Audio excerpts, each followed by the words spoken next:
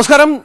ഇന്ന് morning vibes ഉള്ളത് മലപ്പുറത്തെ മലപ്പുറം ജില്ലയിലെ വളരെ പ്രധാനപ്പെട്ട മണ്ഡലമായ പൊന്നാനിയിലാണ്. പൊന്നാനി നമുക്കറിയാം ഒരുപാട് രാഷ്ട്രീയ പോരാട്ടങ്ങൾക്ക് സാക്ഷ്യം വഹിച്ച, കഴിഞ്ഞ തെരഞ്ഞെടുപ്പുകളിലൊക്കെ ഒരുപാട് രാഷ്ട്രീയമായി നിരവധി മാറ്റങ്ങൾക്ക് സാക്ഷ്യം വഹിച്ച ഒരു മണ്ഡലമാണ്. ഇവിടെ ഇത്തവണയും മത്സരം കാര്യമായി തന്നെ ഉണ്ട്. അബ്ദുൾ സമദ് സമദാനിയെ നേരിടാൻ KS ഹംസ എത്തുമ്പോൾ ഒരുപാട് രാഷ്ട്രീയ സമവാക്യങ്ങൾ മാറിയ പശ്ചാത്തലം കൂടി ചേർത്ത് വായിക്കണം.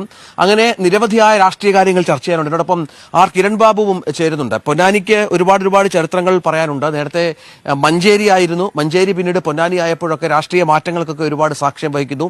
കോൺഗ്രസിൽ നിന്ന് വരുന്നവർ മത്സരിക്കുന്നു, ലീഗിൽ നിന്ന് വരുന്നവർ മത്സരിക്കുന്നു, LDF സ്ഥാനാർത്ഥികളായി. അങ്ങനെ ഈ മുസ്ലിം ലീഗിന്റെ പൊന്നാപുരം കോട്ട എന്ന് എപ്പോഴും പൊന്നാനിയെ വിശേഷിപ്പിക്കുമ്പോൾ പോലും ഒരിക്കലും LDF അല്ലെങ്കിൽ CPM ഇവിടുത്തെ മത്സരത്തെ ഒട്ടും കുറച്ച് കണ്ടിട്ടില്ല. കാരണം രാഷ്ട്രീയമായി ഒരുപാട് തരത്തിലുള്ള പോരാട്ടങ്ങൾക്ക് അവർ പല വിധത്തിൽ ശ്രമിച്ചിട്ടുണ്ട്. ആ ശ്രമങ്ങളൊന്നും വിജയം കണ്ടിട്ടില്ല എങ്കിൽ പോലും പൊന്നാനിക്ക് ഒരുപാട് രാഷ്ട്രീയ കാര്യങ്ങൾ പറയാനുണ്ടല്ലേ കിരൺ?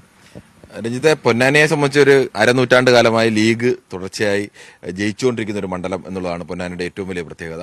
അപ്പോൾ മലപ്പുറം എന്തിനു പോലും ആ തരത്തിൽ പറയാൻ കഴിയില്ല. ഇടയ്ക്ക് TK ഹംസ ഇപ്പോഴത്തെ മലപ്പുറത്തിന് മുമ്പ് മഞ്ചേരി ആയിരുന്ന ഘട്ടത്തിൽ TK ഹംസ അടക്കം വിജയിച്ചിട്ടുള്ള മണ്ഡലമാണ്. പക്ഷേ ഇവിടെ അങ്ങനെയല്ല. പൊന്നാനിയെ സംബന്ധിച്ച് ലീഗിനെ പരാജയപ്പെടുത്താൻ കഴിഞ്ഞിട്ടില്ല.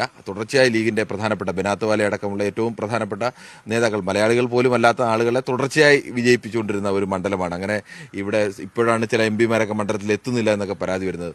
ബനാത്ത് വാലയെ കുറിച്ചൊക്കെ പലപ്പോഴും വന്ന് പറഞ്ഞിരുന്നത് ഈ ഇലക്ഷൻ സമയത്ത് മാത്രമാണ്, അതും കുറച്ച് യോഗങ്ങൾ മാത്രം വന്നു പോകും, പക്ഷെ ആ വന്നു പോയാൽ മാത്രം മതി, ഇവിടെ നിന്ന് വലിയ ഭൂരിപക്ഷത്തിൽ ജയിക്കാൻ കഴിയും. അത്രത്തോളം ലീഗിന്റെ ഒരു വലിയ കോട്ടയായിരുന്നു. CPM കഴിഞ്ഞ കുറെ കാലമായി വലിയ പരീക്ഷണങ്ങളൊക്കെ നടത്തിക്കൊണ്ടിരിക്കുന്ന ഒരു സ്ഥലം കൂടിയാണ്. പലതരത്തിലുള്ള പരീക്ഷണങ്ങൾ, പാർട്ടി സ്ഥാനാർത്ഥികളെയൊക്കെ മാറ്റിയിട്ട് ലീഗിൽ നിന്ന് വരുന്നവരെ, കോൺഗ്രസിൽ നിന്ന് വരുന്നവരെ, അത്തരം ആളുകളെ ഓരോരുത്തരെ മത്സരിപ്പിച്ച് നോക്കുക. ഈ മത്സരത്തിനൊക്കെ ചിലപ്പോഴൊക്കെ ചില ഭൂരിപക്ഷം കുറയ്ക്കാൻ ആ തരത്തിലേക്കൊക്കെ കഴിഞ്ഞിട്ടുണ്ട്. ഈ പ്രധാനപ്പെട്ട നേതാക്കൾ കഴിഞ്ഞ വർഷം PV അൻവറാണ് മത്സരിച്ചത്. നിലമ്പൂർ MLA ആയിരിക്കുന്ന സമയത്താണ് PV അൻവർ മത്സരിച്ചത്. അബ്ദുൾ റഹ്മാൻ മത്സരിച്ചു, അതിന് തൊട്ടുമുമ്പ് മത്സരിച്ചു, മന്ത്രിയായിരുന്നു. അപ്പോൾ അങ്ങനെയൊക്കെ പലതരത്തിലുള്ള മത്സരങ്ങൾ. ഇത്തവണയും അത്തരം ഒരു മത്സരത്തിൽ തന്നെയാണ് CPM-ഉം ഇടതുമുന്നണിയും നേതൃത്വം നൽകുന്നത്. അത്തരം ഒരു മത്സരത്തിന്റെ പ്രത്യേകത, ഇത്തവണ ഹംസയെ മത്സരിപ്പിക്കുമ്പോൾ ഹംസയെ പാർട്ടി ചിഹ്നത്തിൽ മത്സരിപ്പിക്കുന്ന ഒരു വലിയ പ്രത്യേകത കൂടി. പാർട്ടി ചിഹ്നം സാധാരണ ഇവിടെ ഉപയോഗിച്ചിട്ടില്ല CPM. എനിക്ക് തോന്നുന്നു 77-ന് ശേഷം പാർട്ടി ചിഹ്നത്തിൽ അങ്ങനെ ഒരാൾ CPM-ന്റെ ചിഹ്നത്തിൽ അരിവാൾ ചുറ്റു നക്ഷത്രത്തിൽ മത്സരിച്ചിട്ടില്ല. TK ഹംസ മത്സരിച്ചപ്പോഴും പാർട്ടി ചിഹ്നത്തിലായിരുന്നില്ല. TK ഹംസ മത്സരിച്ചത് മഞ്ചേരിയിൽ മത്സരിച്ചത്, പൊന്നാനിയിലല്ല. പൊന്നാനിയെ സംബന്ധിച്ച് മഞ്ചേരിക്ക്, അല്ലെങ്കിൽ ഇപ്പോഴത്തെ മലപ്പുറത്തായ പഴയ മഞ്ചേരിക്ക് ആ തരത്തിലേക്കുള്ള ഒരു പാരമ്പര്യം അവകാശപ്പെടാനില്ല. അതിനിടയ്ക്ക് ഒരു തുടർച്ചയ്ക്ക് ഒരു ഇടിവുണ്ടായിട്ടുണ്ട്, ഒരിക്കലെങ്കിലും പിടിച്ചെടുക്കാൻ കഴിഞ്ഞിട്ടുണ്ട്. പക്ഷേ ഈ പൊന്നാനിയെ സംബന്ധിച്ച് അങ്ങനെയല്ല. പൊന്നാനിയെ പിടിച്ചെടുക്കാൻ കഴിഞ്ഞിട്ടില്ല എന്നുള്ളത് തന്നെയാണ്. ഇത്തവണ ഒരു ലീഗുകാരനെ, ലീഗിലെ പഴയ സഹപ്രവർത്തകർ രണ്ടുപേർ തമ്മിലാണ് പോരാടുന്നത് എന്ന പ്രത്യേകതയുണ്ട്. ലീഗിനും ചെറിയൊരു ആശങ്കയ്ക്ക് വകയുണ്ട് എന്ന് വേണം കരുതാൻ. കാരണം ലീഗ് തുടർച്ചയായി ജയിച്ചുകൊണ്ടിരുന്ന ET മുഹമ്മദ് ബഷീർ, 3 തവണ തുടർച്ചയായി ജയിച്ച ET മുഹമ്മദ് ബഷീറിനെ ഇവിടെ നിന്ന് മലപ്പുറത്തേക്ക് മാറ്റുന്നു. മലപ്പുറത്ത് നിന്ന് ജയിച്ച സമദാനിയെ ഇപ്പുറത്തേക്ക് കൊണ്ടുവരുന്നു. ലീഗ് സ്ഥാനാർത്ഥികളെ വെച്ച് മാറി, പുതുമുഖ സ്ഥാനാർത്ഥി എന്ന് വേണമെങ്കിൽ പറയാം മണ്ഡലത്തിൽ, പക്ഷേ പരസ്പരം വെച്ച് മാറുകയായിരുന്നു. പൊന്നാനിയിൽ മത്സരിച്ച ആളെ മലപ്പുറത്ത് നിന്ന് പൊന്നാനിയിലേക്കും ഒക്കെ കൊണ്ടുവരുന്നു. എന്നാൽ ലീഗിനും ഒരു ചെറിയ ആശങ്കയില്ലെങ്കിൽ സ്വാഭാവികമായും ET തന്നെ ഇവിടെ മത്സരിക്കേണ്ടതാണ്. ആ തരത്തിലേക്കുള്ള ചില സാമുദായിക സമവാക്യങ്ങളിലും ലീഗുമായി ചില മുസ്ലിം സംഘടനകൾ ഇപ്പോഴുണ്ടായ ചില അകൽച്ചയും ഒക്കെ അതിൽ ലീഗിന് ചെറിയ ആശങ്കയുണ്ട്. അതോടൊപ്പം തന്നെ അതിലാണ് വലിയ പ്രതീക്ഷ കാണുന്നത് CPM കഴിഞ്ഞ കാലമായി സമസ്തയുടെ ആയിട്ടൊക്കെ വലിയ തോതിൽ ബന്ധം സ്ഥാപിക്കാനും ലീഗും സമസ്തയും രണ്ടായി കണ്ടുകൊണ്ട് തന്നെ സമസ്തയുടെ നേതാക്കളുമായി നേരിട്ട് മുഖ്യമന്ത്രി അടക്കം ചർച്ച നടത്താനും അവരുടെ ആവശ്യങ്ങളിൽ അവരെ മാത്രമായി ചർച്ചയ്ക്ക് വിളിക്കുന്നു, അവരുടെ അഭിപ്രായങ്ങൾ കേൾക്കുന്നു. ആ തരത്തിലേക്കൊക്കെ ചില വിമർശനങ്ങൾ കൂടി സമസ്തയുടെ ഭാഗത്തു നിന്ന് ലീഗിനെതിരെ വരുന്നു. പക്ഷേ വോട്ടൊക്കെ വരുമ്പോൾ പലപ്പോഴും വിമർശനങ്ങളൊക്കെ വരുന്നെങ്കിലും വോട്ട് വരുന്ന ഘട്ടത്തിലൊക്കെ ലീഗ് ഇപ്പോഴും ഉറച്ചു വിശ്വസിക്കുന്നത് സമസ്തയുടെ വോട്ട് പൂർണ്ണമായും തന്നെ ഏതെങ്കിലും തരത്തിൽ ഈ അഭിപ്രായ വ്യത്യാസങ്ങളൊന്നും വോട്ടിനെ ബാധിക്കില്ല എന്നുള്ളത് ഒരു ഉറച്ച വിശ്വാസം ലീഗിനുണ്ട്. പക്ഷെ അവിടെയും ഒരു ചെറിയ ആശങ്ക ഉള്ളതുകൊണ്ടാണ് ഈ സ്ഥാനാർത്ഥി മാറി. സമദാനിയെ സംബന്ധിച്ച് ET മുഹമ്മദ് ബഷീറിനേക്കാൾ കുറെ കൂടി സ്വീകാര്യനാണ്. സമദാനിയുടെ നാട് കൂടിയാണിത്. സമദാനി ഈ മണ്ഡലത്തിൽപ്പെടുന്ന ആളാണ്. പ്രത്യേകിച്ച് മറ്റു വിഭാഗങ്ങൾക്കിടയിൽ കൂടി കുറെ കൂടി സ്വാധീനം ഉള്ള ലീഗ് നേതാവ് എന്നതിനപ്പുറത്തേക്ക് ഒരു മികച്ച പ്രഭാഷകൻ, വാഗ്മി എന്ന നിലയിലൊക്കെയുള്ള സ്വാധീനം കൂടി ഉള്ള ആളാണ്. അതേ ആളിനെ നേരിടാൻ വേണ്ടിയാണ് ഹംസ വരുന്നത്. ഹംസ വരുമ്പോഴും ഹംസയ്ക്ക് ലീഗ് രാഷ്ട്രീയത്തിന്റെ എല്ലാവിധ കളികളെക്കുറിച്ചും നന്നായി അറിയാം. ലീഗിന്റെ സംസ്ഥാന നേതൃത്വത്തിൽ ഉണ്ടായിരുന്ന കുട്ടിക്കാലം ഉണ്ടായിരുന്ന ആളാണ്.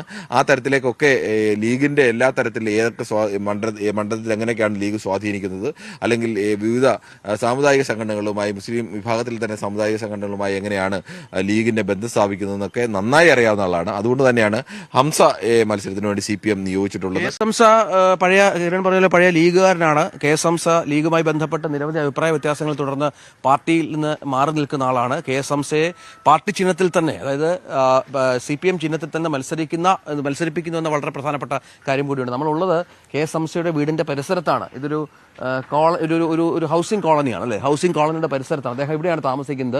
രാവിലെ മുതൽ വലിയ പ്രചാരണ പ്രവർത്തനങ്ങൾക്ക് വേണ്ടി അദ്ദേഹം ഇറങ്ങാൻ പോവുകയാണ്. അതിനിടയ്ക്ക് നമ്മളോട് കുറച്ച് സമയം സംസാരിക്കാമെന്നും അദ്ദേഹം സമ്മതിച്ചിട്ടുണ്ട്. ഒരുപാട് കാരണങ്ങളുണ്ട്. കാരണം ഈ പ്രചരണ സമയത്ത് ഒരുപാട് രാഷ്ട്രീയ വിഷയങ്ങൾ, ഇപ്പോൾ EDയുടെ വരവ് പോലും, ഇപ്പോൾ ശിഹാബ് തങ്ങളുമായി ബന്ധപ്പെട്ടുള്ള ഈ ലീഗിലെ സാമ്പത്തിക ക്രമക്കേടുകളുമായി ബന്ധപ്പെട്ടുള്ള EDയുടെ വരവ് പോലും ചർച്ചയാക്കിക്കൊണ്ടാണ് മണ്ഡലത്തിൽ ഹംസയുടെ പ്രചരണ പ്രവർത്തനങ്ങൾ എന്നുള്ളത് തന്നെയാണ്. ഹംസ ശക്തനായ നേതാവായിരുന്നു ലീഗിൽ. നിരവധി അഭിപ്രായ വ്യത്യാസങ്ങൾ ലീഗുകാരുമായി ബന്ധപ്പെട്ടുണ്ടായതിനെ തുടർന്നാണ് ലീഗിനുമായി ഒരു അസ്വാരസ്യം ഉണ്ടാകുന്നു. തുടർന്ന് LDF ക്ഷണിക്കുന്നു മത്സരിക്കാൻ. പൊന്നാനി പോലൊരു പ്രദേശത്ത് പൊന്നാനിയിൽ മത്സരിക്കാൻ ഹംസ തയ്യാറാകുന്നു. അവിടെ കൃത്യമായ രാഷ്ട്രീയ പോരാട്ടം തന്നെ നടക്കുമെന്ന് പ്രതീക്ഷിക്കാം. അത്തരത്തിലാണ് കാര്യങ്ങൾ മുന്നോട്ട് പോകുന്നത്. ഒട്ടും പുറകോട്ടല്ല ഹംസ എന്നുള്ളത് പ്രധാനമാണ്. നമുക്ക് ഹംസ വിഷയത്തിൽ സംസാരിക്കുകയും ചെയ്യും. ഹംസ ലീഗിന്റെ ഒരു വലിയ ശബ്ദമായിരുന്നു, ഒരു വ്യവസായിയാണ്, അങ്ങനെ ഒരുപാട് പ്രത്യേകതകളുള്ള ഒരാൾ കൂടിയാണ് അല്ലേ?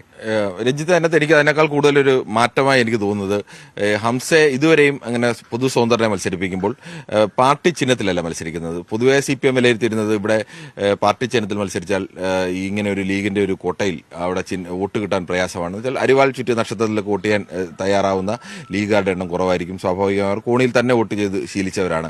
അങ്ങനെ അത് മാറ്റിക്കൊണ്ട് പാർട്ടി ചിഹ്നത്തിൽ മത്സരിക്കുന്നു എന്ന് പറയുമ്പോൾ സ്വാഭാവികമായും എത്രയോ കാലമായി ഓരോ സ്ഥലത്തെയും പാർട്ടി പ്രവർത്തകരെ സംബന്ധിച്ച് അവർക്ക് സ്വന്തം ചിഹ്നത്തിൽ, അതിപ്പോൾ ഏത് പാർട്ടിയായാലും ആ പ്രവർത്തകർക്ക് സ്വന്തം ചിഹ്നത്തിൽ, ഇപ്പോൾ ലീഗുകാർക്ക് കോണി അല്ലാതെ മറ്റൊരു ചിഹ്നത്തിലേക്ക് ഒരാൾ മത്സരിക്കും എന്ന് പറയുമ്പോൾ ആ കോണിയോട് ലീഗുകാർക്കുള്ള വൈകാര്യത, അതുപോലെ ഇവിടുത്തെ CPMകാർക്കായാലും അരിവാൾ ചുറ്റി നക്ഷത്രത്തിൽ ഒരാൾ മത്സരിക്കുക എന്ന് പറയുമ്പോൾ അതിനോടുണ്ടാകുന്നൊരു വൈകാര്യതയൊക്കെ ഉണ്ട്. അതൊരു അധിക പ്രവർത്തനം സാധാരണ പ്രവർത്തകരുടെ ഭാഗത്തു നിന്നൊക്കെ ഉണ്ടാകുന്നു. കാലങ്ങളായി ജയിക്കാൻ കഴിയാത്തൊരു സ്ഥലം. 2004 UDF അമ്പെ തകർന്ന് തരിപ്പണമായി വീണ സമയത്ത് പോലും പിടിച്ചു നിന്ന സ്ഥലമാണ് പൊന്നാനി എന്നത് ആലോചിക്കണം. അന്ന് മറ്റെല്ല ലീഗിന്റെ കോട്ടകളൊക്കെ തകർന്ന് വീഴുമ്പോഴും പിടിച്ചു നിന്ന സ്ഥലമാണ് പൊന്നാനി. ആ ഒരു പൊന്നാനി ബനാത്തുവാലയൊക്കെ 7 തവണയാണ് ബനാത്തുവാലെ വിജയിപ്പിച്ചത് നൽകണം. പിന്നെ അഹമ്മദ് പ്രതാപ്, ഇബ്രാഹിം സുലൈമാൻ സേട്ട്, അങ്ങനെ ലീഗിന്റെ ഏറ്റവും തലപ്പൊക്കമുള്ള, ദേശീയ തലത്തിലൊക്കെ ഉള്ള ഏറ്റവും തലപ്പൊക്കമുള്ള നേതാക്കൾ മത്സരിച്ചിരുന്ന മണ്ഡലമാണ്. നേരത്തെ ആണെങ്കിൽ ഇപ്പോഴത്തെ ഏറ്റവും മുതിർന്ന നേതാക്കളുടെ ഒരാളായ ET മുഹമ്മദ് ബഷീറാണ് മത്സരിച്ചിരുന്നത്. ഇനിയിപ്പോൾ എനിക്ക് തോന്നുന്നു ആ തലത്തിലേക്കൊക്കെ എത്താൻ സാധ്യതയുള്ള, അല്ലെങ്കിൽ ഉയർന്ന നിലയിലെത്താൻ ആ സീനിയോറിറ്റിയൊക്കെ അവകാശപ്പെടാൻ കഴിയുന്ന ഒരാളാണ് അബ്ദുൾ സമദ് സമദാനി. ആ സമദാനിയെ ലീഗ് അവതരിപ്പിക്കുന്നു. ആ സമദാനിയെ നേരിടാൻ, സമദാനിയുടെ നാട്ടിൽ സമദാനി വരുമ്പോൾ സമദാനിയെ നേരിടാൻ വേണ്ടി ലീഗുകാരനെ തന്നെ ഇറക്കുന്നു. ആ ലീഗുകാരന് പാർട്ടി ചിഹ്നം നൽകുന്നു. അങ്ങനെ പാർട്ടിക്ക് കിട്ടുന്ന വോട്ട്, ലീഗിന്റെ എതിർ വോട്ട് മാത്രമല്ല ലഭിക്കേണ്ടത്, പാർട്ടിക്ക് കിട്ടുന്ന വോട്ട് കൂടി ഇതിലേക്ക് എത്തിക്കണം, പാർട്ടി വോട്ടുകൾ കൂടി എത്തിക്കണം. അങ്ങനെ പാർട്ടി ചിഹ്നം കണ്ടു കഴിഞ്ഞാൽ, അല്ലെങ്കിൽ ലീഗ് വിമതരുടെ ഭാഗത്ത് നിന്ന് വോട്ട് ലഭിക്കാത്തൊരവസ്ഥയില്ല, അല്ലെങ്കിൽ ഇതുവരെ നടത്തിയ പരീക്ഷകൾ വിജയിച്ചിട്ടില്ല, അങ്ങനെ പാർട്ടി ചിഹ്നം ഒഴിവാക്കി നടത്തിയ പരീക്ഷകൾ വിജയിച്ചില്ല. അതുകൊണ്ട് തന്നെ അങ്ങനെ ഒരു പാർട്ടി ചിഹ്നത്തിൽ നിന്ന് മത്സരിക്കുന്നു എന്നൊരു പ്രത്യേകത കൂടി ഇത്തവണ ഉണ്ട്. അതുകൊണ്ട് അത്തരത്തിലൊരു രാഷ്ട്രീയ പോര്, അല്ലെങ്കിൽ രാഷ്ട്രീയം കുറെ കൂടി ശക്തമായ വിഷയമാവാനുള്ള സാധ്യത കൂടിയുണ്ട്. മറ്റേ പൊതു സ്വതന്ത്രനെ സംബന്ധിച്ച് അങ്ങനെ ഒരു കട്ടി രാഷ്ട്രീയത്തിലേക്ക് മാറിയിട്ട് പൊതു സ്വതന്ത്രൻ എല്ലാവർക്കും യോജിക്കാവുന്ന ആൾ എന്നൊക്കെ തരത്തിലേക്കൊക്കെ പോകുന്ന ഘട്ടത്തിൽ നിന്ന് അതല്ല, ശരിയായ രാഷ്ട്രീയത്തിലേക്ക് തന്നെ പറയുന്നു. പ്രത്യേകിച്ച് CAA വിഷയത്തിലൊക്കെ ആരാണ്, ലീഗാണോ സ്ട്രോങ് നിലപാട് സ്വീകരിച്ചത്, അതോ CPM ആണോ സ്ട്രോങ് നിലപാട് സ്വീകരിച്ചത് എന്നുള്ള ചോദ്യം വരുന്നു. അത്തരം പ്രത്യേകിച്ച് ഈ മണ്ഡലത്തിലൊക്കെ ബാധിക്കാൻ സാധ്യതയുള്ള, CAA വിഷയത്തിലൊക്കെ വലിയ സ്വാധീനിക്കാൻ സാധ്യതയുള്ളതാണ്. അവിടെ ആരാണ് കൂടുതൽ ശക്തമായി നിന്ന് തീർത്തത്, അല്ലെങ്കിൽ BJPക്കെതിരെ ഒരു പ്രതിരോധ നിര തീർക്കുന്നത് ലീഗാണോ CPM ആണോ, ആ തർക്കമാണ് യഥാർത്ഥത്തിൽ ഈ മണ്ഡലത്തിൽ തന്നെ ഈ രണ്ട് പാർട്ടികളും BJPയെ തകർക്കാൻ ഞങ്ങളാണ് കൂടുതൽ കരുത്തർ എന്ന് രണ്ടുപേരും ആവർത്തിച്ച് വാദിക്കുകയും അത് തെളിയിക്കാൻ വേണ്ടിയുള്ള ശ്രമം കൂടി നടത്തിക്കൊണ്ടിരിക്കുകയാണ്. CAA ഒരുപാട് പ്രചരണ വിഷയമാകുന്ന ഒരു മണ്ഡലം കൂടിയാണ് പൊന്നാനി. ഇന്നലെ ഞങ്ങൾ കോഴിക്കോടായിരുന്നു. നമ്മൾ ഈ ഗോധയുമായി ബന്ധപ്പെട്ട് കോഴിക്കോട് നിവാസികളുടെ അഭിപ്രായം കേൾക്കുക, കോഴിക്കോട്ടെ രാഷ്ട്രീയക്കാരുമായി ബന്ധപ്പെട്ട ചർച്ചകൾ നടത്തുകയൊക്കെ ആയിരുന്നു. അവിടെ CAA തന്നെയാണ് വളരെ പ്രധാനമായും വോട്ടർമാരെ എടുത്തു കാട്ടുന്നത്. ആരാണ് CAA പ്രതിരോധിക്കാൻ ഏറ്റവും കൂടുതൽ ശ്രമം പാർലമെന്റിലടക്കം നടത്തിയത്? CPMന്റെ ഏക MLA ആണോ, CPMന്റെ ഏക MP ആണോ, അതോ 19 MPമാരുള്ള UDF ആണോ എന്നുള്ള ചോദ്യം പലപ്പോഴും പരസ്പരം അങ്ങോട്ടും ഇങ്ങോട്ടും ഉന്നയിക്കുന്നുണ്ട്. അതിൽ വാദപ്രതിവാദങ്ങളുണ്ട്, ഓരോരുത്തർക്കും അവരുടേതായ വാദങ്ങളുണ്ട്. പക്ഷെ അപ്പോഴും ഈ പറഞ്ഞതുപോലെ CAA ഒരുപാട് പ്രചരണ ആയുധമാകുന്ന മണ്ഡലങ്ങളിൽ കൂടി തന്നെയാണ്, ഈ മലബാറിലെ പ്രധാന മണ്ഡലങ്ങളിൽ കൂടി നമ്മൾ കടന്നു പോകുന്നത്. നമുക്ക് മറ്റ് ചില വാർത്തകളിലേക്ക് കൂടി ഇതിനിടയ്ക്കൊന്ന് പോകണം. തെരഞ്ഞെടുപ്പ് കാലമാണല്ലോ. പത്തനംതിട്ടയിലെ ഒരു കൗതുകകരമായ രസകരമായ ഒരു വാർത്തയിലേക്ക് പോയാൽ, തെരഞ്ഞെടുപ്പ് കാലത്തിന്റെ ആവേശത്തിലും ഓർമ്മയിലുമാണ് പത്തനംതിട്ടയിലെ മുതിർന്ന വോട്ടറായ ചന്ദനപ്പള്ളി സ്വദേശി ശോശാമ സക്കറിയ. 102 വയസ്സിലെ വിശ്രമ ജീവിതത്തിലും കൃത്യമായ രാഷ്ട്രീയവും ശോശാമയ്ക്കുണ്ട്. ശോശാമ ന്യൂസ് 8നോട് സംസാരിച്ചു. തെരഞ്ഞെടുപ്പ് ഓർമ്മകൾ. പത്തനംതിട്ട മണ്ഡലത്തിലെ മുതിർന്ന വോട്ടറാണ് ശോശാമ സക്കറിയ. പ്രായം 102 കഴിഞ്ഞെങ്കിലും തിരഞ്ഞെടുപ്പ് ആവേശത്തിന് ഒട്ടും കുറവില്ല. 20-ാം വയസ്സിലാണ് ശോശാമ ആദ്യ വോട്ട് രേഖപ്പെടുത്തിയത്. അന്നു മുതൽ ഇന്നുവരെയുള്ള എല്ലാ തിരഞ്ഞെടുപ്പിലും മുടങ്ങാതെ വോട്ട് ചെയ്യുന്നുമുണ്ട്. കൃത്യമായ രാഷ്ട്രീയവുമുണ്ട്. ഈ സീനിയർ വോട്ടർ കോൺഗ്രസ് സ്ഥാനാർത്ഥിക്കാണ് വോട്ട് ചെയ്യുന്നത്. സത്യത്തിൽ ചെയ്യാനുള്ള കഴിവുണ്ട്, അന്ന് ചെയ്യും. ഇപ്പം പിന്നെ എങ്ങനോ ആരോ പറയുന്ന എന്ന് ഓർമ്മയില്ല. ഏത് പാർട്ടിക്ക് വോട്ട് ചെയ്യുന്നത്? ഏത് പാർട്ടിക്കാണ് വോട്ട് ചെയ്യുന്നത്? കോൺഗ്രസിന് ചെയ്തു. കോൺഗ്രസിന് വോട്ട് ചെയ്യും. രാഷ്ട്രീയ നേതാക്കളിൽ മുൻ മുഖ്യമന്ത്രി ഉമ്മൻചാണ്ടിയെയാണ് ഇഷ്ടം. ഉമ്മൻചാണ്ടിയുടെ വിയോഗം വേദനിപ്പിച്ചു. അയാൾ നല്ലൊരു മനുഷ്യനായിരുന്നു. അയാളെ ചത്തപ്പം വിഷമം കാണും, നല്ല സങ്കടമാണ്. പോയല്ലോ എന്നുള്ളൊരു വിഷമം. പ്രായത്തിന്റെ അവശതകൾ ഉണ്ടെങ്കിലും കാര്യമായ അസുഖങ്ങൾ ഒന്നുമില്ലെന്ന് മക്കൾ പറയുന്നു. അങ്ങനെയുള്ള കുഴപ്പങ്ങളൊന്നുമില്ല. ഇത്രയും അസുഖമാണെങ്കിൽ അമ്മ കൈ എങ്ങാണ്ടൊന്ന് ഒടിഞ്ഞപ്പോൾ ഒരു 10 ദിവസം എങ്ങാണ്ട് ആശുപത്രിയിൽ അഡ്മിറ്റ് ആയിട്ടുണ്ട് എൻ്റെ ഓർമ്മയിൽ. പിന്നെ ഈ കണ്ണ് ഓപ്പറേഷൻ ചെയ്യുന്ന സമയത്ത് പരിമലയിൽ 5 ദിവസം ആകാണ്ട്. ഇത്രയല്ലാതെ ആശുപത്രിക്ക് പോയിട്ടേ ഇല്ല. കൊച്ചുമക്കളോടൊപ്പം ക്രിക്കറ്റ് കാണുന്നതാണ് ഏറെ ഇഷ്ടം.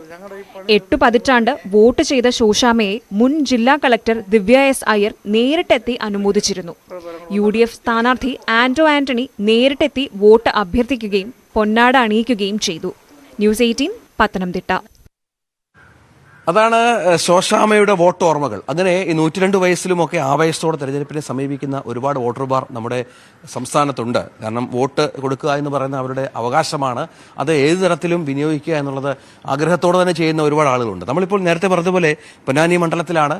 അവിടെ KS ഹംസ എന്ന വളരെ പ്രധാനപ്പെട്ട സ്ഥാനാർത്ഥിയെ CPM അവതരിപ്പിക്കുന്നു. അദ്ദേഹം പാർട്ടി ചിഹ്നത്തിൽ മത്സരിക്കുന്നു. വലിയ പോരാട്ടത്തിന്റെ വഴികളിൽ തന്നെയാണ് അദ്ദേഹം. നമ്മോടൊപ്പം ശ്രീ KS ഹംസ, നമ്മുടെ മലപ്പുറത്തെ പ്രതിനിധി അനുമോദും ഉണ്ട്. അവിടെ അനുമോദും അദ്ദേഹം ഉണ്ട്. നമസ്കാരം. തിരുവനന്തപുരത്ത് നിന്ന് കാണാൻ വേണ്ടി വന്ന. എങ്ങനെയുണ്ട് കാര്യങ്ങൾ? തെരഞ്ഞെടുപ്പ് ഗംഭീരമായ മത്സരം നടക്കുകയാണ്. ഒരു ചരിത്രം തിരുത്തി കുറിക്കുന്നതിന്റെ ഒരു പുതുയുഗപ്പിറവിയുടെ ഒരു വിഷു കൈനീട്ടം കിട്ടുമെന്നുള്ള പ്രതീക്ഷയിലാണ്. എങ്ങനെ മറ്റൊരു TK ഹംസയുടെയിലൂടെ മറ്റൊരു ഹംസ മാറാൻ കഴിയുമെന്നുള്ള പ്രതീക്ഷയാണോ? തീർച്ചയായും മാറ്റം സുനിശ്ചിതമാണ്, മാറ്റം അനിവാര്യമാണ്. മാറ്റത്തെക്കുറിച്ച് സംശയവുമില്ല. ഇപ്പോൾ ഈ സാഹചര്യങ്ങള് പൊതുവെ നമുക്കറിയാം, ലീഗിന്റെ പൊന്നാപുരം കോട്ട എന്നൊക്കെയാണ് അനുമോദം എല്ലാ വാർത്തകളിലും വിശേഷിപ്പിക്കുന്നത് പലപ്പോഴും. അതിനപ്പുറത്തുള്ള എന്ത് മാറ്റമാണ്, സാഹചര്യമാണ് താങ്കൾക്ക് അനുകൂലമായി ഇതിനകം രൂപപ്പെട്ടിട്ടുള്ളത്? അങ്ങനെ പൊന്നാപുരം കോട്ടയൊന്നും ഇല്ലല്ലോ. മാറാത്ത കോട്ടകൾ ഏതാണുള്ളത്? എത്ര കൊറ്റക്കുടകൾ യുഗങ്ങളിൽ കുത്തി നിർത്തിയ മുത്തണി കൂണുകൾ, ആ കുളമ്പടി ഏറ്റേറ്റു വീണുപോയി. അത്രയേറെ ഭരണകൂടങ്ങളും മറിയാത്ത പ്രശ്നമൊന്നുമില്ല. ഇവിടെ മറിഞ്ഞിട്ടുണ്ട്. വയനാട്ടിൽ സ്വാധീനിച്ചിട്ടുണ്ട് വയലാറിനെ. പക്ഷെ അങ്ങനെ മാറാത്ത സംഗതികളൊന്നുമില്ല. ഇവിടെ തന്നെ മാറിയിട്ടുണ്ടല്ലോ. മഞ്ചേരി മാറി, ഇവിടെ കുറ്റിപ്പുറം ഇതിനകത്താണുള്ളത്. കുറ്റിപ്പുറം 2006 മാറി. അത് എങ്ങനെ മാറ്റം? 42,000 വോട്ട് ഒരു അസംബ്ലി സെഗ്മെന്റിൽ നിന്നാണ് 42,000 വോട്ട് ലീഡ് നിൽക്കുമ്പോൾ അദ്ദേഹത്തെ മറിച്ചിട്ടിട്ട് 8,000-ലധികം വോട്ടിന് മാറിന്. ആളുകളൊക്കെ മാറ്റം സാഹചര്യം ഉൾക്കൊള്ളും. അത് man is product of his environment. അത് കറക്റ്റാണ്, അത് നടക്കുക തന്നെ ചെയ്യും. ഇപ്പോഴത്തെ സാഹചര്യം അങ്ങനെയാണ്. അതുകൊണ്ട് ആളുകൾ മാറ്റത്തിന് സജ്ജായിക്കുകയാണ്. ഇതുവരെയും CPM യഥാർത്ഥത്തിൽ മത്സരിപ്പിക്കുന്ന സമയത്തെല്ലാം പാർട്ടി ചിഹ്നത്തിലല്ല മത്സരിച്ചിരുന്നത്. ഇത്തവണ പാർട്ടി ചിഹ്നത്തിൽ തന്നെ മത്സരിച്ചത്. അതിന്റെ ഒരു പ്രത്യേകത എന്താണ്? അത് സത്യത്തിൽ ഞാൻ സെലക്ട് ചെയ്തതാണ്. ഞാൻ ആവശ്യപ്പെട്ടതാണ്. പാർട്ടി ചിഹ്നം ആവശ്യപ്പെട്ടു. പാർട്ടി ചിഹ്നം തരാൻ കഴിയും. പക്ഷേ ഞാൻ സ്വതന്ത്ര സ്ഥാനാർത്ഥിയാണ്. പാർട്ടി മെമ്പർഷിപ്പ് എടുക്കുന്നില്ല. നിങ്ങളുടെ പാർട്ടി ചിഹ്നം നിയമത്തിന് വിരോധമല്ല. പാർട്ടിക്കാർക്ക് വേണമെങ്കിലും ചിഹ്നം നൽകാവുന്നേ ഉള്ളൂ. അതൊരു അചേതന വസ്തുവാണല്ലോ, കേവലം എംബ്ലമല്ലേ. അപ്പോൾ പാർട്ടി തീരുമാനിച്ചു തരാമെന്ന് അങ്ങനെ സംസാരിച്ച. കാരണം ഈ തെറ്റിദ്ധരിക്കപ്പെടുന്ന കുറേ സാഹചര്യങ്ങളുണ്ട്. ഇപ്പോൾ ഇവിടെ തന്നെ രാഹുൽ ഗാന്ധിയുടെ വരവിൻ്റെ ആ കുത്തൊഴുക്കിലും കഴിഞ്ഞ തവണ ഒരു ഷമീറ എന്ന് പറഞ്ഞ ഒരു സ്ത്രീ 16,000-ലധികം വോട്ട് പിടിച്ചു. കാരണം അവരുടെ ചിഹ്നം കട്ടിംഗ് പ്ലെയറാണ്, അൻവറിൻ്റെ ചിഹ്നം സിസ്റ്റേഴ്സ് കത്രിയാണ്. ഇത് രണ്ടും തമ്മിലുള്ള മാറ്റം അങ്ങനെ തെറ്റിദ്ധരിച്ചതുകൊണ്ട് മാൻഡേറ്റ് നഷ്ടപ്പെടുത്തി എത്രയോ ആളുകളുണ്ടായിട്ടുണ്ട്. കഴിഞ്ഞ തവണ അസംബ്ലിയിലുണ്ടല്ലോ മുസ്തഫ പെരിന്തൽമണ്ണയിൽ നിന്ന് 32 വോട്ടിന് തോൽക്കുന്നു. അപ്പോൾ റബരൻ സാമ്യമുള്ള ചിഹ്നത്തെ മത്സരിച്ച് 6,000-ലധികം വോട്ട് പിടിക്കുന്നു. അപ്പം അങ്ങനെ ധാരാളം സംഭവങ്ങളുണ്ടല്ലോ. നേരത്തെയൊക്കെ ഈ CPM-ന്റെ ചിഹ്നത്തിൽ വോട്ട് ചെയ്യാൻ ലീഗിൽ നിന്ന് വരുന്ന പ്രധാനപ്പെട്ട നേതാക്കളൊക്കെയാണ് നേരത്തെ മത്സരിച്ചിട്ടുള്ളത്. CPM ആ സമയത്തൊക്കെ പാർട്ടി ചിഹ്നത്തിൽ അല്ലെങ്കിൽ അരിവാൾ ചുറ്റി നക്ഷത്രത്തിൽ വോട്ട് ചെയ്യാൻ ഇങ്ങനെ ലീഗുകാർക്ക് ഒരു വിഷമം കാണും എന്നുള്ളത് വെച്ചാൽ അല്ല മറ്റ് ചിഹ്നത്തിൽ അത് മാറ്റി അതല്ല ഈ പാർട്ടി ചിഹ്നം തന്നെ മതി, അങ്ങനെ ലീഗിൽ നിന്നുള്ളവർ കൂടി അല്ലെങ്കിൽ ലീഗിനോട് ഇപ്പോൾ വിയോജിപ്പുള്ളവരുടെ കൂടി വോട്ട് ഈ പാർട്ടി ചിഹ്നത്തിലേക്ക് വരുമോ? അത് വരും, അതിന് പ്രശ്നമില്ല എന്നുള്ളത് തെളിയിച്ചിട്ടുണ്ട്. ഇതിന് മുമ്പേ ഉണ്ട്. ET മുഹമ്മദ് ബഷീർ ഇവിടെ തോൽക്കുന്നത് CPM-ന്റെ അരിവാൾ ചുറ്റിയ നക്ഷത്രത്തോടാണ് തോറ്റത്. അന്ന് 2006 തന്നെ അബ്ദുള്ള കുട്ടി അല്ലേ ചേച്ചി. അത് കൂടാതെ തന്നെ ലീഗിന്റെ ഞങ്ങളുടെ ഇങ്ങനെ വയല് വന്നു പോകുന്നുണ്ട് പഴയ ഓർമ്മയില്. ലീഗിന്റെ സംസ്ഥാന അഖിലേന്ത്യാ പ്രസിഡന്റ് ഖാദർ മൊയ്തീൻ സാഹിബ് 2004 വെല്ലൂരിൽ മത്സരിക്കുമ്പോൾ അവിടുത്തെ CPM മുന്നിലുള്ള വലിയാട്ട് DMK-യുടെ ചിഹ്നം ഉദയസൂര്യല്ല മത്സരിച്ച് ജയിച്ചത്. ഇപ്പോൾ കഴിഞ്ഞ ആഴ്ച കോയമ്പത്തൂരിലുള്ള പൊതുയോഗത്തിൽ CPM-ന് വോട്ട് പിടിക്കുകയാണല്ലോ അദ്ദേഹം. വലിയൊരു പൊതുയോഗത്തിൽ CPM-ന്റെ ഭയങ്കര ബാനർ വെച്ച് അരിവാൾ ചുറ്റിയ നക്ഷത്രത്തിൽ വോട്ട് ചെയ്ത് വിജയിപ്പിക്കണം അദ്ദേഹം പ്രസംഗിക്കുന്നുണ്ടല്ലോ. അപ്പോൾ അതൊക്കെ ആളുകൾക്ക് മാറിയിരിക്കുന്നു. അതിന് സെന്റിമെന്റൽ എന്നൊക്കെ മാറി വസ്തുതാപരമായി ചിന്തിക്കാനുള്ള ഒരു ശേഷി ആളുകൾ കൈവരിച്ചു കഴിഞ്ഞിട്ടുണ്ട്. ഈ ദീർഘകാലം ലീഗിന്റെ ഭാഗമായിരുന്നല്ലോ, അതിനുശേഷം ഈ CPM-ലേക്ക് വരുന്നു. CPM-ന്റെ സ്വതന്ത്ര സ്ഥാനത്താണെങ്കിൽ പോലും പാർട്ടിയുമായി ചിഹ്നത്തിൽ മത്സരിക്കുന്നു. അപ്പോൾ കോടി മാറി ഈ അരിവാൾ ചുറ്റി എത്തിയപ്പോൾ ജനങ്ങൾക്കിടയിലേക്ക് ഇറങ്ങുമ്പോൾ ഒരു ഫീൽ എന്താണ്? ഇല്ല, അങ്ങനത്തെ ഫീൽ ലക്ഷ്യമാണ് പ്രശ്നം. ഒരു കോസിന് വേണ്ടിയാണ് മത്സരം. ഞാൻ ലീഗിൽ നിന്ന് സ്വയം വിട പറഞ്ഞു പോകുന്നതല്ലല്ലോ, രാജിവെച്ചതല്ലല്ലോ, പുറത്താക്കപ്പെട്ടതാണ്. അത് എന്തിനു വേണ്ടി എന്നുള്ള ഒരു ചോദ്യമുണ്ട്. അത് അവരെനിക്ക് തന്ന കാരണം കാണിക്കൽ നോട്ടീസിലും അത് എഴുതിയിട്ടുണ്ട്. നിരന്തരമായി പാർട്ടി യോഗങ്ങളിൽ നേതൃത്വത്തെ വിമർശിച്ച് അവഹേളിക്കുന്നു അപഹസിക്കുന്നു എന്നൊരു വാക്കുണ്ട്. അതുകൊണ്ടാണ് ഈ നടപടി എന്ന് പറഞ്ഞിട്ടുണ്ട്. അത് ലോകത്ത് എവിടെയും അങ്ങനെ ഒന്നും കാണില്ല.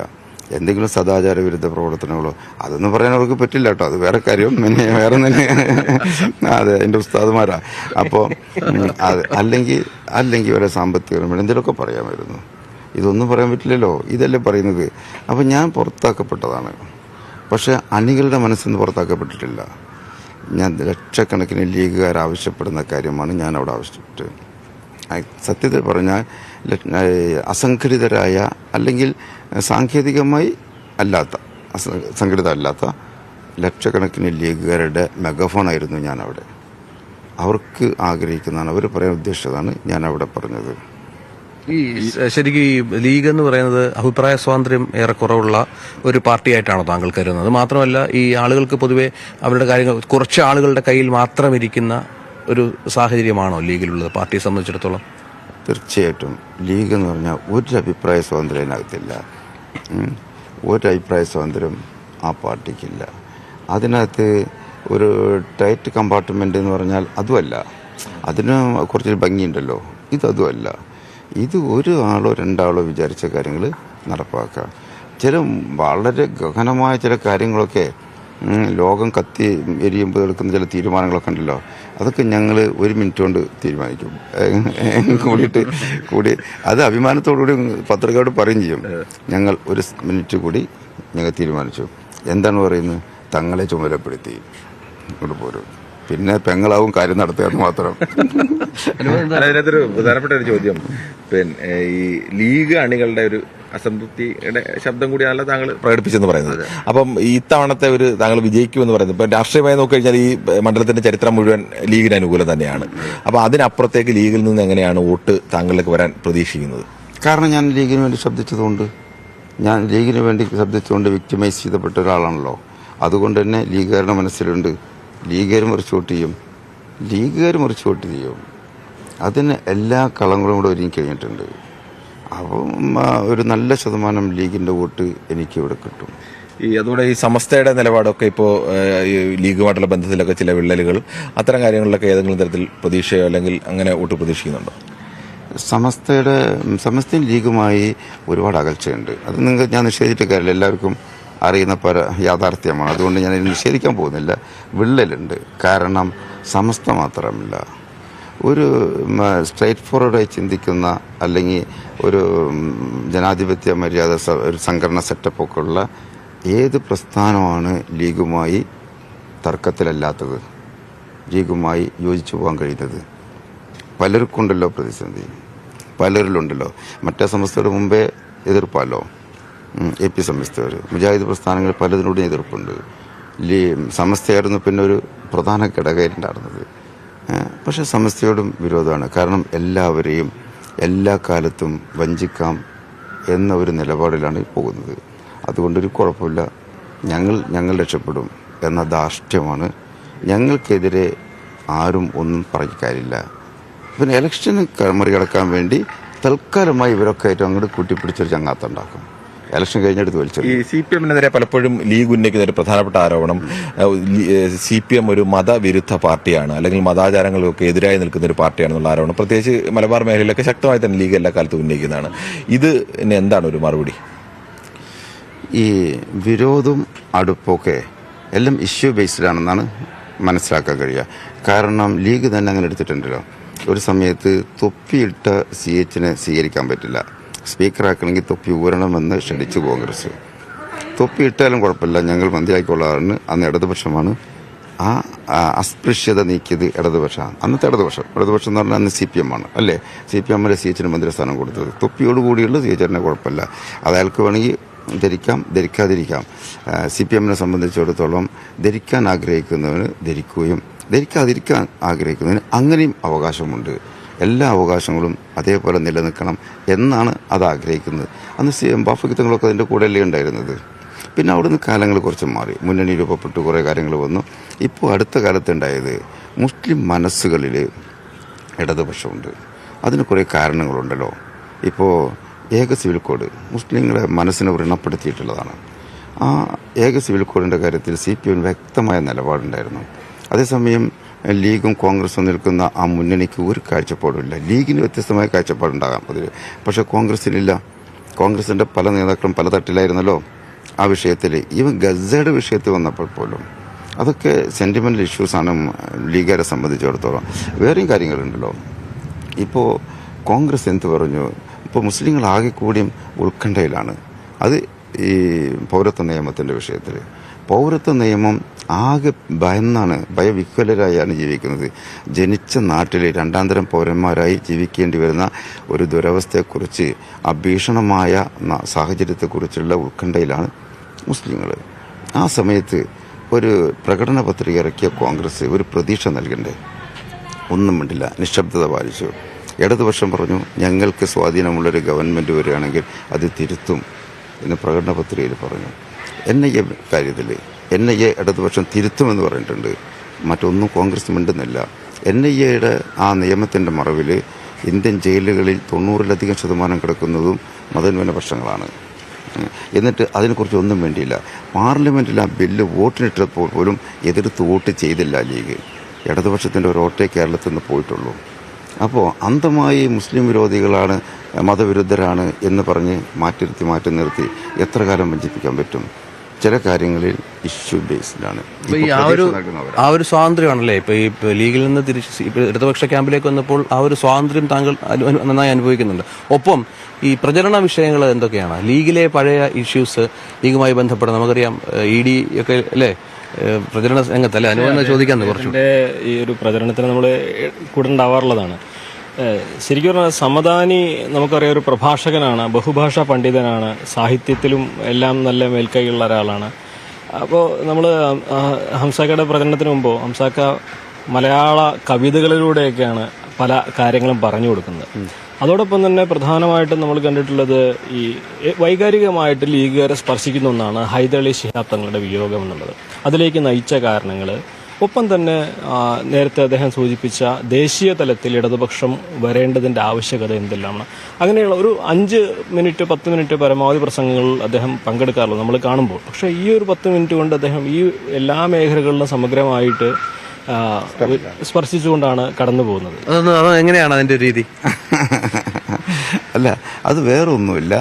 ഈ പാഴായിപ്പോയ 5 വർഷത്തെ പരീക്ഷണങ്ങളിൽ നിന്ന് പാഠം ഉൾക്കൊള്ളണം ജനത എന്നാണ്, അല്ലെങ്കിൽ പ്രബുദ്ധരായ ജനത ഉൾക്കൊള്ളും എന്ന് തന്നെയാണ് അതിൻ്റെ കാര്യം. കഴിഞ്ഞ 5 വർഷങ്ങളാണ് ഇന്ത്യൻ ചരിത്രത്തിൽ ഏറ്റവും കൂടുതൽ കരിനിയമങ്ങൾ പാസ്സാക്കിയെടുത്ത, ചുട്ടെടുത്താന്ന് വേണമെങ്കിൽ നമുക്ക് ഒരു ആലങ്കാരികമായിട്ട് ഉപയോഗിക്കാം. വേണ്ടത്ര ചർച്ചകളില്ലാതെ അങ്ങനെ ചുട്ടെടുത്തൊരു കാലം ഉണ്ടായത് 5 വർഷമാണ്. അവിടെ ലീഗിൻ്റെ MP-മാരുടെ റോൾ എന്തായിരുന്നു? അത് ഞാൻ സ്ഥിരമായി പാർട്ടി വേദികളിൽ ഉന്നയിച്ചിരുന്നൊരു കാര്യമാണ്. ആദ്യം തന്നെ ഉപരാഷ്ട്രപതി തെരഞ്ഞെടുപ്പിനെതിരെ വോട്ട് ചെയ്യാൻ പോയി ബോംബെയിൽ തങ്ങി, അല്ലേ? ബോംബെയിൽ നിന്ന് ഫ്ലൈറ്റ് കിട്ടിയില്ല എന്ന് പറഞ്ഞു. തങ്ങിയ 2 സമ്പന്നരുടെ കാര്യം ആലോചിച്ച് നോക്കൂ.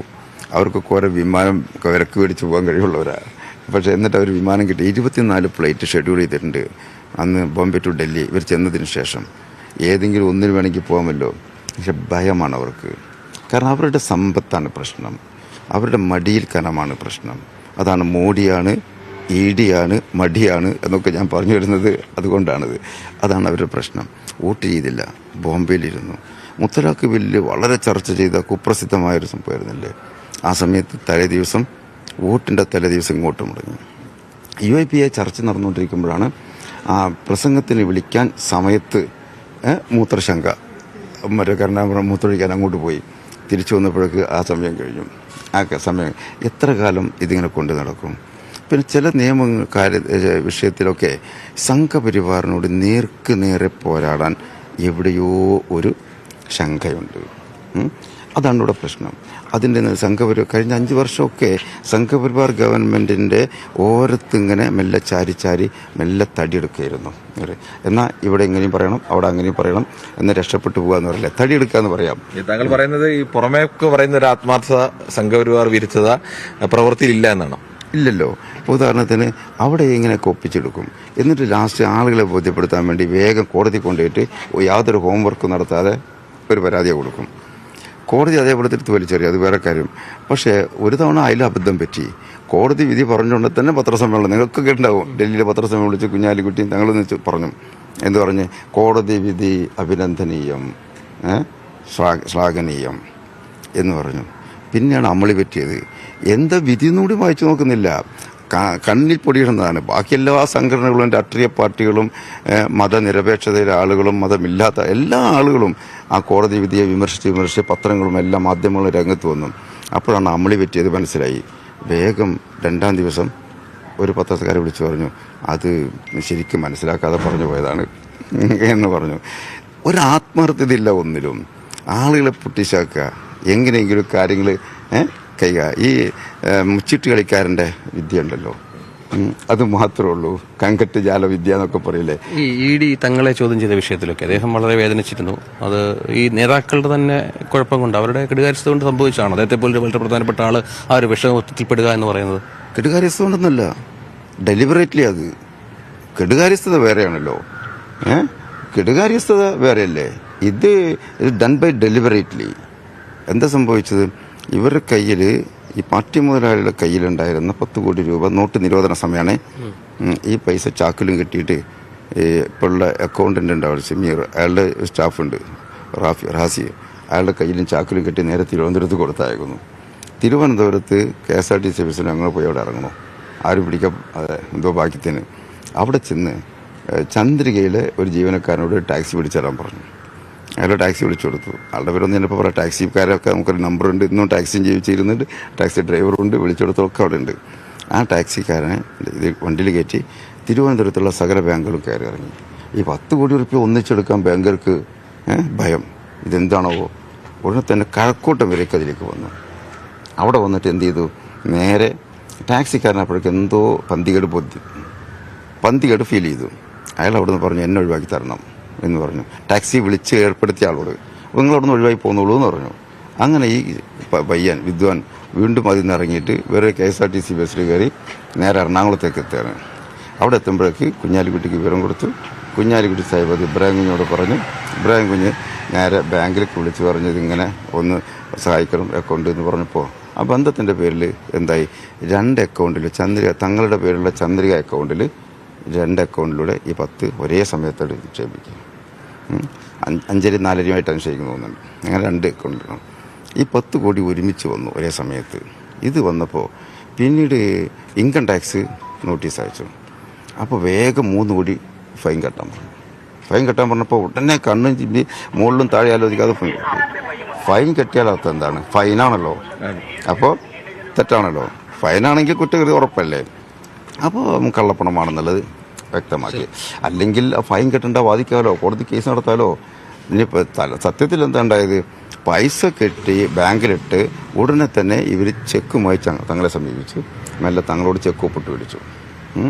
വഞ്ചിക്കായിരുന്നു, തങ്ങളെ ഭയങ്കരമായിട്ടൊരു കുടുക്കിൽ പെടുത്തിയായിരുന്നു. തങ്ങളെ കൊണ്ട് ചെക്ക് ഒപ്പിട്ട് മേടിച്ചു.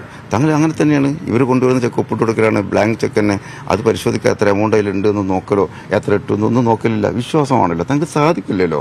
എത്രയോ എത്തിയങ്കാരുടെയും എത്രയോ ആയിരക്കണക്കിന് പള്ളിയിലെ എത്തിയങ്കാരുടെയൊക്കെ മാനേജറും ഖാദിയൊക്കെ ആയിട്ടുള്ള ആളുകൾ അവർക്ക് ഒരു കെട്ട് ഒന്നിച്ച് ചെക്ക് ഒപ്പിട്ട് കൊടുക്കും. പക്ഷെ ആരും അദ്ദേഹത്തിൽ വഞ്ചിക്കില്ലല്ലോ. ഇതെന്ത് ചെയ്തു, ചെക്ക് ഒപ്പിട്ട് മേടിച്ച് പൈസ വേഗം ട്രാൻസാക്ട് ചെയ്ത് മാറ്റി വെളുപ്പിച്ചു. അതിനുശേഷമാണ് ഇൻകം ടാക്സ് നോട്ടീസ് വരുന്നത്. അപ്പോൾ ഇനി വേറെ പുലിവാരി വേണ്ടെന്ന് പറഞ്ഞിട്ട് വേഗം ഫൈന കെട്ടി. ഫൈൻ കെട്ടിയോടുകൂടി കള്ളപ്പെടാന്നുള്ള ഉറപ്പായി. പിന്നെ വരുന്നത് ED ആണ്. EDയുടെ അന്വേഷണ സമയത്ത് ED വന്നതോ വരുത്തിയതോ എന്നതിനെക്കുറിച്ച് ഇപ്പോഴും പല ചർച്ചകളുണ്ട്. ഞാൻ മറ്റൊരു സമയത്ത് അത് പറയും. ആ സമയത്ത് എന്നിട്ട് എന്തൊരു ഈഡിന് വീട്ടിലേക്ക് വരുന്നത് ഒരു സ്വകാര്യ കാറിലാണ്. ആ കാറാരുടെ നോക്കണം, KL-10 ഇന്നോവ കാറിലാണ് വരുന്നത്. സ്വകാര്യ വ്യക്തിയുടെ കാർ. അത് കുഞ്ഞാലിക്കുട്ടി സാഹിബിൻ്റെ ബിനാമിയുടെ പേരിലുള്ള കാറാണ്. എന്തുകൊണ്ട് ആ കാറിൽ വന്നു എന്നതൊക്കെ നമുക്ക് മറ്റൊരു സമയത്ത് വിജയാശംസകളും. Thank you. ഇന്നത്തെ ദിവസങ്ങളിൽ കുറച്ചുകൂടെ ചൂടാണ്.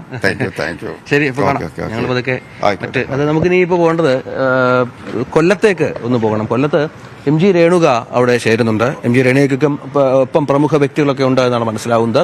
നമുക്ക് രേണുക എങ്ങനെയുണ്ട് കൊല്ലത്തെ തെരഞ്ഞെടുപ്പ് ചൂട്?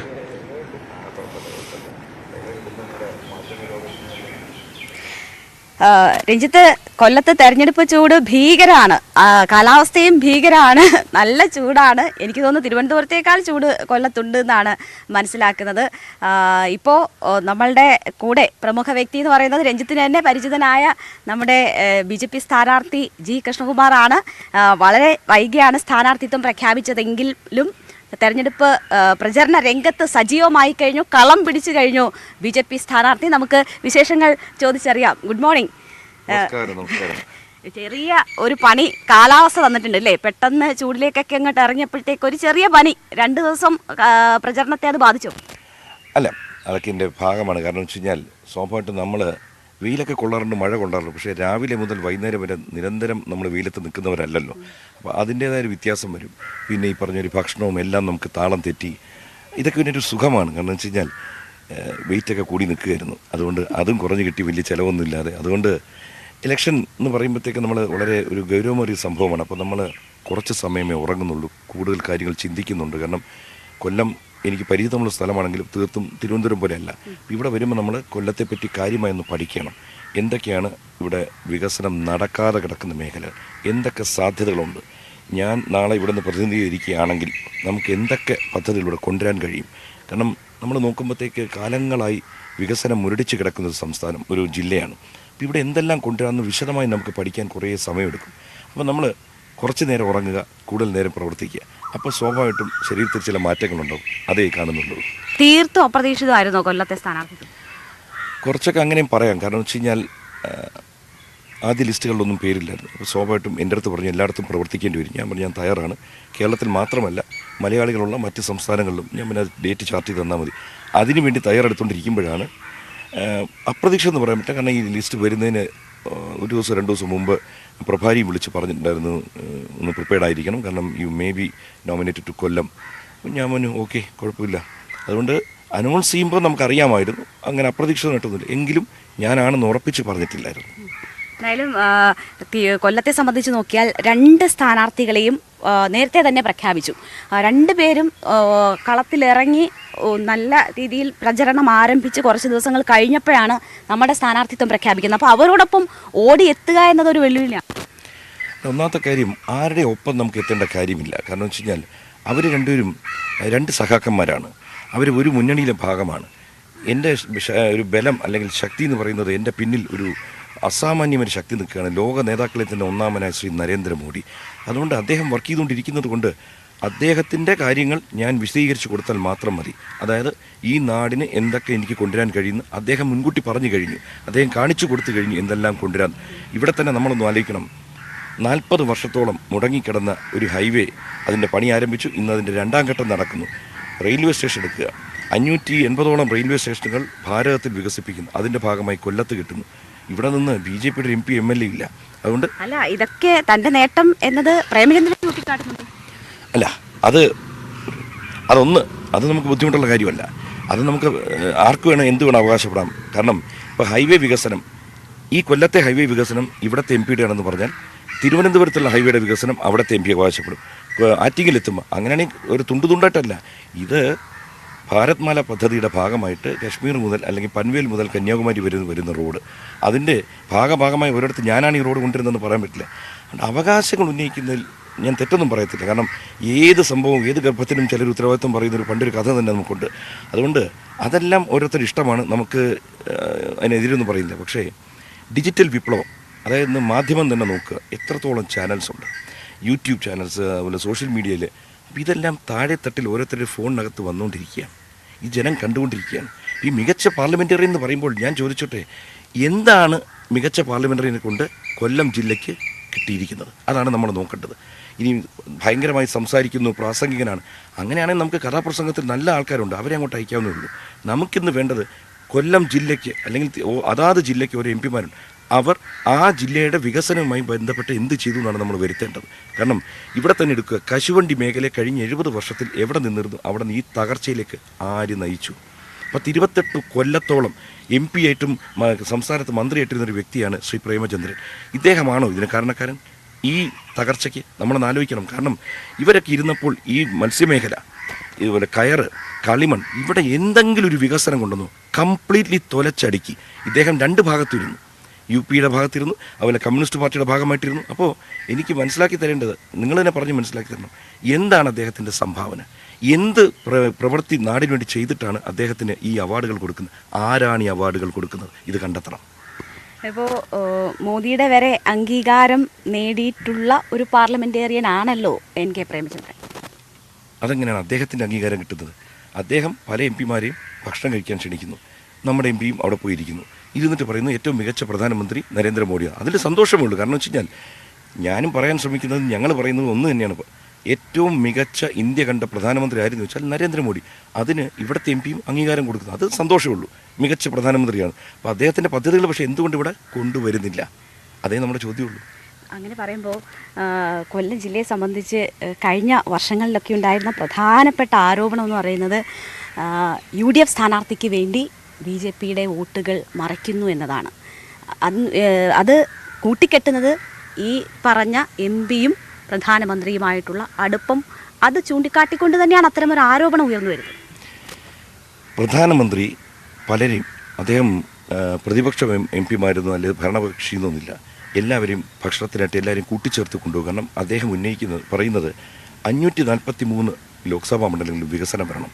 അതുകൊണ്ട് എല്ലാ MP മാരുമായിട്ട് സൗഹൃദം സ്ഥാപിക്കാൻ അദ്ദേഹം ശ്രമിക്കും. അപ്പോൾ അതിൻ്റെ ഭാഗമായിട്ട് ഇദ്ദേഹത്തെ ചായ കുടിക്കാനോ ഭക്ഷണം കഴിക്കാനോ വിളിക്കുന്നു. ആ ഫോട്ടോ വെച്ചിട്ട് അദ്ദേഹം പ്രചരണം നടത്തുന്നെങ്കിൽ അതിൽ നിന്ന് മനസ്സിലാക്കേണ്ടത് എന്താണ്? അദ്ദേഹത്തിൻ്റെ ഒരു സംഭാവനയില്ല. നരേന്ദ്രമോദിയുടെ ചിത്രം വെച്ച് മാത്രമേ അദ്ദേഹത്തിന് ഇവിടെ നിലനിൽപ്പുള്ളൂ എന്നുള്ളതാണ് അതിൻ്റെ സത്യാവസ്ഥ. അങ്ങനെ ഒരു അടുപ്പം ഉള്ളതായിട്ട് താങ്കൾക്ക് ഫീൽ ചെയ്തിട്ടുണ്ടോ? അതോ അല്ല, ഞാൻ വീണ്ടും പറയുന്നു, അദ്ദേഹം ഒരു MP ആണ്. MP MLA അല്ലാത്ത ഞാൻ തന്നെ അദ്ദേഹത്തെ 4 തവണ സന്ദർശിച്ചു കഴിഞ്ഞു. എൻ്റെ ഇഷ്ടംപോലെ ചിത്രങ്ങളുണ്ട്. പക്ഷേ ഞാൻ അവിടെ പോയത് ചായ കുടിക്കാനും കാപ്പി കുടിക്കാനും ഒന്നുമല്ല. ഞാൻ അന്ന് തിരുവനന്തപുരം മേഖലയിലെ കുറേ പ്രശ്നങ്ങളുണ്ട്. ഉദാഹരണത്തിന് ഈഞ്ചക്കൽ ജംഗ്ഷനിലെ വലിയൊരു ഗതാഗത കുരുക്ക്, അതിനെങ്ങനെ പോംവഴി ഉണ്ടാക്കാം. മത്സ്യമേഖലയിലെ വലിയ തുറയിലെ വലിയൊരു വിഷയം, അതിനെങ്ങനെ വഴിയുണ്ടാക്കാം. ഇത്തരം വലിയ വലിയ കാര്യങ്ങളായിട്ട് നാടിൻ്റെ വികസനവുമായി ബന്ധപ്പെട്ട് അദ്ദേഹത്തിന് പോയാൽ വിത്തിൻ സെക്കൻഡ്സ് അല്ലെങ്കിൽ മിനിറ്റ്സ് ആണ് നടപടി ഉണ്ടാകുന്നത്. അതാത് മിനിസ്ട്രിയോട് വിളിച്ചവിടുന്ന് ഫോൺ പറയും, ചെന്ന് കണ്ടോളാൻ പറയും. ഇത്തരം കാര്യങ്ങളാണ് നമ്മൾ ചിന്തിക്കേണ്ടത്. അല്ലാതെ നമുക്ക് അവാർഡുകൾ വാങ്ങാനാണ് എളുപ്പമാണ്. നമുക്ക് സിനിമയിലൊക്കെ ഈ കുറേ കാലം സിനിമയിൽ നിൽക്കുമ്പോൾ അഭിനയിച്ചാലില്ലെങ്കിൽ ഒരു അവാർഡൊക്കെ തരും. കാരണം വെച്ച് കഴിഞ്ഞാൽ ഇത്തരം കർഷകർ നിന്നതല്ലേ, ഇനിയിപ്പോൾ പിരിഞ്ഞു പോകുന്നതിന് മുമ്പ് ഒരു അവാർഡ് കൊടുക്കും. അതുകൊണ്ട് ഈ ഒരു അവാർഡ് കൊണ്ട് ഒരു മികച്ച നടനാവണമെന്നില്ല. അത് കാലാകാലങ്ങൾ നിൽക്കുമ്പോൾ കിട്ടുന്നൊരു അവാർഡുകളല്ല വേണ്ടത്. തീർച്ചയായും ഇവിടെ ഇപ്പോൾ ഞാൻ നേരത്തെ സൂചിപ്പിച്ച കാര്യത്തിലേക്ക് വന്നാൽ BJP വോട്ട് മറിക്കുന്നു എന്നത് പല സമയത്തും സംസ്ഥാനത്ത് ഉയർന്നു കേട്ടിട്ടുള്ള ഒരു ആരോപണമാണ്. പക്ഷേ കൊല്ലത്ത് ഈ ഏറ്റവും അടുത്ത തെരഞ്ഞെടുപ്പുകളിൽ പോലും 2014 ഒക്കെ അത് ഉയർന്നു കേട്ടു. നമ്മളുടെ ജില്ലയിലെ കൂട്ടായ്മയിൽ BJP നേതൃത്വത്തിനിടയിൽ എന്തെങ്കിലും അസ്വാരസ്യങ്ങളുണ്ടോ? ആദ്യം വോട്ട് മറിക്കുന്നതിനെ പറ്റി പറയാം. ഇത് നമ്മൾ കേട്ട് തഴമ്പിച്ചൊരു കാര്യമാണ്. എങ്ങനെയാണ് വോട്ട് മറിക്കുന്നത് നിങ്ങളൊന്ന് ആലോചിക്കുക. ഒരു വ്യക്തി വിചാരിച്ചാൽ ഇത്ര വോട്ടങ്ങ് മാറ്റാൻ പറ്റുമോ? ഇതൊക്കെ പണ്ട് നമ്മൾ മേബി ഒരു കാലത്ത് നടന്നിരിക്കാം. ഇന്ന് ഇതൊന്നും ആരും ചെവി കൊള്ളാൻ പോകുന്നില്ല. രണ്ടാമത്തെ വിഷയം വോട്ട് മറിക്കൽ എന്ന് പറയുന്നത്. ഇപ്പം തന്നെ ഇന്ത്യ മുന്നണി എന്ന് പറഞ്ഞ മുന്നണിയിലെ 2 സഖാക്കന്മാരാണ് അപ്പുറത്ത് നിൽക്കുന്നത്. അപ്പോൾ ആരാ മറിക്കുന്ന ആർക്ക്? NDA എന്ന് വെച്ചാൽ ഒറ്റ മുന്നണിയുള്ളൂ, പിന്നെ ഒരു സ്ഥാനാർത്ഥിയുള്ളൂ, കൃഷ്ണകുമാർ. അപ്പുറത്ത് 2 പേര് ഒരേ മുന്നണിയില്ല. അപ്പോൾ അവർ തമ്മിലല്ലേ അഡ്ജസ്റ്റ്മെൻറ്റ്? അതല്ലേ നമ്മൾ മനസ്സിലാക്കേണ്ടത്. ഇത് കൊല്ലം ജില്ലയിലെ ജനങ്ങൾ വ്യക്തമായിട്ട് മനസ്സിലാക്കുന്നുണ്ട്. കാരണം എന്ന് വെച്ച് കഴിഞ്ഞാൽ 2 പേരും ഒരേ മുന്നണിയിലെ സഖാക്കൾ. അപ്പോൾ BJP അവർക്ക് മറിക്കുന്നത് അവർ തമ്മിൽ തല്ലിയാൽ നമുക്കാരെങ്കിലും മറിച്ച് തന്നാൽ സന്തോഷം കേട്ടോ. അല്ലാതെ ഇവിടെ നിന്ന് അങ്ങോട്ടും ഒരു വോട്ടും പോവില്ല. ഇതിപ്പോൾ കൃഷ്ണകുമാർജി ഇവിടെ എത്തുമ്പോൾ ചില പ്രശ്നങ്ങൾ ചൂണ്ടിക്കാട്ടിയിരുന്നല്ലോ. ബാനറുകൾ കെട്ടിക്കിടക്കുന്നു, താൻ സ്വന്തമായിട്ട് അടിച്ച ബാനർ പോലും കൃത്യമായി ഉപയോഗിക്കുന്നില്ല എന്നൊരു കാര്യം ചൂണ്ടിക്കാട്ടി. അതിപ്പോഴും പരിഹരിക്കപ്പെടാതെ കിടക്കുകയാണ്. ആര് ചൂണ്ടിക്കാട്ടി? അവിടെയാണ് വിഷയം. ഞാൻ ചൂണ്ടിക്കാട്ടിയിട്ടില്ല. കാരണം ഞാനും ഇവിടുത്തെ BJPയുടെ നേതാക്കളുമായിട്ട് ഇന്നും ഇങ്ങനെയുള്ള ബന്ധമല്ല. ഈ ഞങ്ങളെപ്പറ്റി 2 പേരെ പറ്റി പറഞ്ഞു, എന്നെയും ശ്രീ ഗോപകുമാറിനെ പറ്റി. ഞങ്ങൾ വർഷങ്ങളായുള്ള ബന്ധമാണ്, സഹോദര തുല്യന്മാരാണ്. നമ്മളിവിടെ ഏതെങ്കിലും ഒരു മേഖലയിൽ നമുക്കൊരു പോരായ്മ ആരെങ്കിലും ചൂണ്ടിക്കാട്ടട്ടെ. ഇവിടെ അതിശക്തമായി പരാതി പറഞ്ഞു എന്നൊക്കെയാണ് നമ്മൾ അറിഞ്ഞത്. അതെ, ഞാനും അറിഞ്ഞു. അതുകൊണ്ട് ഞങ്ങളൊരു പത്രസമ്മേളനം നടത്തി. എന്നിട്ട് ചോദിച്ചു, ആരാണ് പരാതിപ്പെട്ടത്? എന്തെങ്കിലും ഒരു രേഖ നിങ്ങളുടെ കൈവശമുണ്ടോ? ആ പരാതി വന്ന മേഖലകളിൽ നിശബ്ദതയായിരുന്നു. ഇത് പരാജയ ഭീതി എന്നൊരു സംഭവമുണ്ട്. സ്വാഭാവികമായിട്ടും കാലങ്ങളായിട്ട് കൊല്ലത്തെ സ്ഥാനാർത്ഥികൾ ജയിക്കും.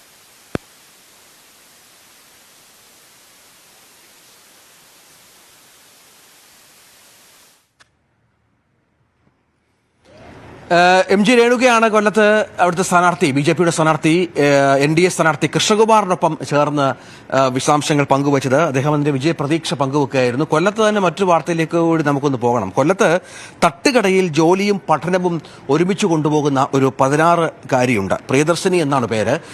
അമ്മയെ സഹായിക്കുന്നതിനൊപ്പം പഠനഭാഗങ്ങളും മനഃപ്പാഠമാക്കുകയാണ് ഈ മിടുക്കി.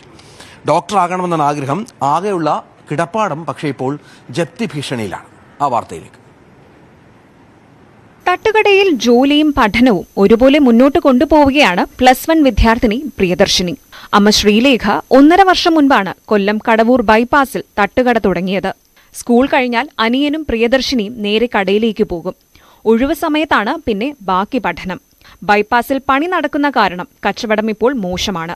ഇതിനിടയിൽ അമ്മയുടെ ലോട്ടറി കച്ചവടമാണ് ഒരാശ്വാസം. വീട് പണിക്കെടുത്തിരുന്ന ലോൺ മുടങ്ങിയതിനാൽ ആകെയുണ്ടായിരുന്ന കിടപ്പാടവും ജപ്തി ഭീഷണിയിലാണ്. കഴിഞ്ഞ മാസം 26-നായിരുന്നു കേസ്. 6.5 ലക്ഷമില്ലാതെ ആ വീടിനെ തിരിച്ചുപിടിക്കാനും കഴിയില്ല. അച്ഛൻ ഉപേക്ഷിച്ചു പോയ ഇവർ വാടക വീട്ടിലാണ് ഇപ്പോൾ താമസം. ഇനി എങ്ങനെ ജീവിക്കുമെന്ന ആശങ്കയിലാണ് ഈ കുടുംബം. പഠനത്തോടൊപ്പമുള്ള ജോലി ഒരിക്കലും പ്രയാസമായി തോന്നിയിട്ടില്ല. പഠിച്ച് ഡോക്ടർ ആകാനാണ് പ്രിയദർശിനിയുടെ ആഗ്രഹം. കലാരംഗത്തും പഠനത്തിലും കഴിവ് തെളിയിച്ചിട്ടുണ്ട്. സംസ്ഥാന സ്കൂൾ കലോത്സവത്തിൽ പങ്കെടുക്കാൻ ആഗ്രഹിച്ചെങ്കിലും സാമ്പത്തികാവസ്ഥ തളർത്തിക്കളഞ്ഞു. എല്ലാ ദുരിതങ്ങളും മാറുമെന്ന പ്രതീക്ഷയിലാണ് ഈ കൊച്ചുമിടുക്കി. സുമനസുകളുടെ സഹായം ആവശ്യമാണിവർക്ക്. ന്യൂസ് 18 കൊല്ലം. സംസ്ഥാനത്തെ ചൂടിനെ കുറിച്ച് നമ്മൾ ഒരുപാട് ചർച്ച ചെയ്താണ്. ഓരോ ദിവസവും അതികഠിനമായ ചൂടാണ് സംസ്ഥാനത്ത്. ഇപ്പോൾ KS സംസുരൊക്കെ സംസാരിക്കുമ്പോൾ, ഈ തെരഞ്ഞെടുപ്പ് രംഗത്തെ നിരവധി സ്ഥാനാർത്ഥികളോട് സംസാരിക്കുമ്പോൾ അവർക്ക് ഏറ്റവും പ്രധാന വില്ലൻ എന്ന് പറയുന്നത് അവരുടെ എതിരാളികളല്ല, പക്ഷേ ചൂടാണ്. ഈ അത്യുഷ്ണത്തിലും ആട്ടിൻകൂട്ടങ്ങളുമായി തമിഴ്നാട്ടിൽ നിന്നുള്ള തൊഴിലാളികൾ പാലക്കാട് എത്തുന്നുണ്ട്. കടുത്ത വെയിലിലും കുട പോലും ചൂടാതെ തുച്ഛമായ കൂലിക്ക് വേണ്ടിയാണ് ഈ തമിഴ് തൊഴിലാളികൾ ആട്ടിൻകൂട്ടങ്ങളുമായി എത്തുന്നത്.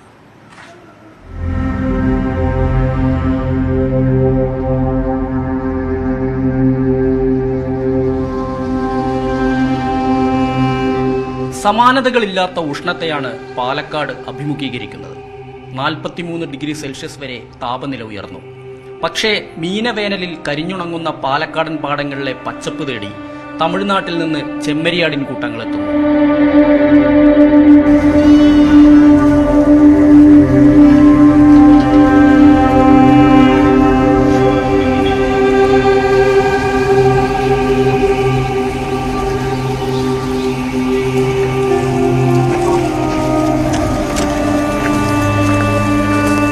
പട്ടിണിയേക്കാൾ വലുതല്ല ഉഷ്ണമെന്നതിനാൽ തന്നെ വെയിലൊന്നും ആടിനെ മേയ്ക്കുന്ന തൊഴിലാളികൾക്ക് പ്രശ്നമില്ല. കടുത്ത വെയിലത്ത് ആടുകളെ മേച്ചുകൊണ്ടിവർ കിലോമീറ്ററുകളോളം നടക്കും. 700 രൂപയാണ് ദിവസക്കൂലി. വയലുകളിൽ എവിടെയെങ്കിലും തീ കൂട്ടി ഭക്ഷണമുണ്ടാക്കി കഴിച്ചാണ് യാത്ര തുടരുന്നത്.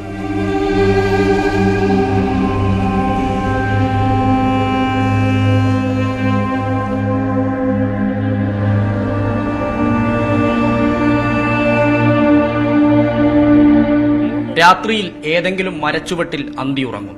ചൂടെന്നൊന്നും പറഞ്ഞിരുന്നിട്ട് കാര്യമില്ല, ജീവിക്കണ്ടേ. ചൂട് ഭയങ്കരമാ, നമ്മളാലെ താങ്ങൂല. எப்படி நீங்க போறது இந்த மாதிரி? நடந்ததே போறது. ஃபுல் வெயில்ல இல்ல நடந்தது பைப்பு 2 மாசம் இருக்கு, விசு வரைக்கும் இருக்கு, ஒரு வாரம் இருக்கு. விசு 10-15 நாள் கழிச்சு போகும். அப்ப இந்த மாதிரி சூடு அது கம்மியான மழை பெய்ய மாட்டேங்குது. மழை பெய்ய எப்படி நீங்க வேலை பண்றது? வேலை மேய்ச்சிட்டு மேய்க்க வேண்டியதா, நைட்டு பால் வைக்க வேண்டியதா, சாப்பாடாக்கி இங்கேயே காட்டுக்குள்ள சாப்பிட்டு படுத்து தூங்க வேண்டியதா. எத்தனை பேர் இருக்கு நீங்க? நாங்கள் ஒரு 5-6 பேர் இருக்கிறோம். ചൂട് തന്നെ അവിടെ മരത്തന്നെ അവിടെ തണുപ്പിൽ നിൽക്കും. പിന്നെ അപ്പുറം അത് വെള്ളം കാണിക്കുമ്പോൾ അങ്ങനെ വെള്ളത്തിന് കിടക്കും. ഞങ്ങളപ്പോ എന്ത് ചെയ്യാ, പിന്നെ അങ്ങനെ തണുപ്പിൽ നിൽക്കാമല്ലേ.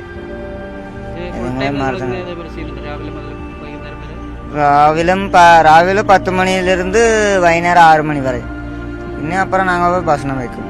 രാവിലെ 8 മുതൽ വൈകിട്ട് 6 വരെ ആട്ടിൻകൂട്ടങ്ങൾക്കൊപ്പം ഓടിയും നടന്നും കിതയ്ക്കുന്ന തമിഴ് തൊഴിലാളികൾ.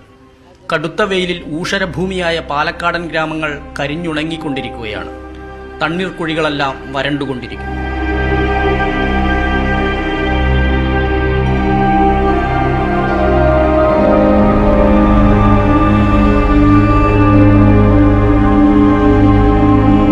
മരുഭൂവൽക്കരണത്തിന്റെ സൂചനകൾ പ്രകടിപ്പിക്കുന്നുണ്ട് പാലക്കാടൻ ഗ്രാമങ്ങൾ.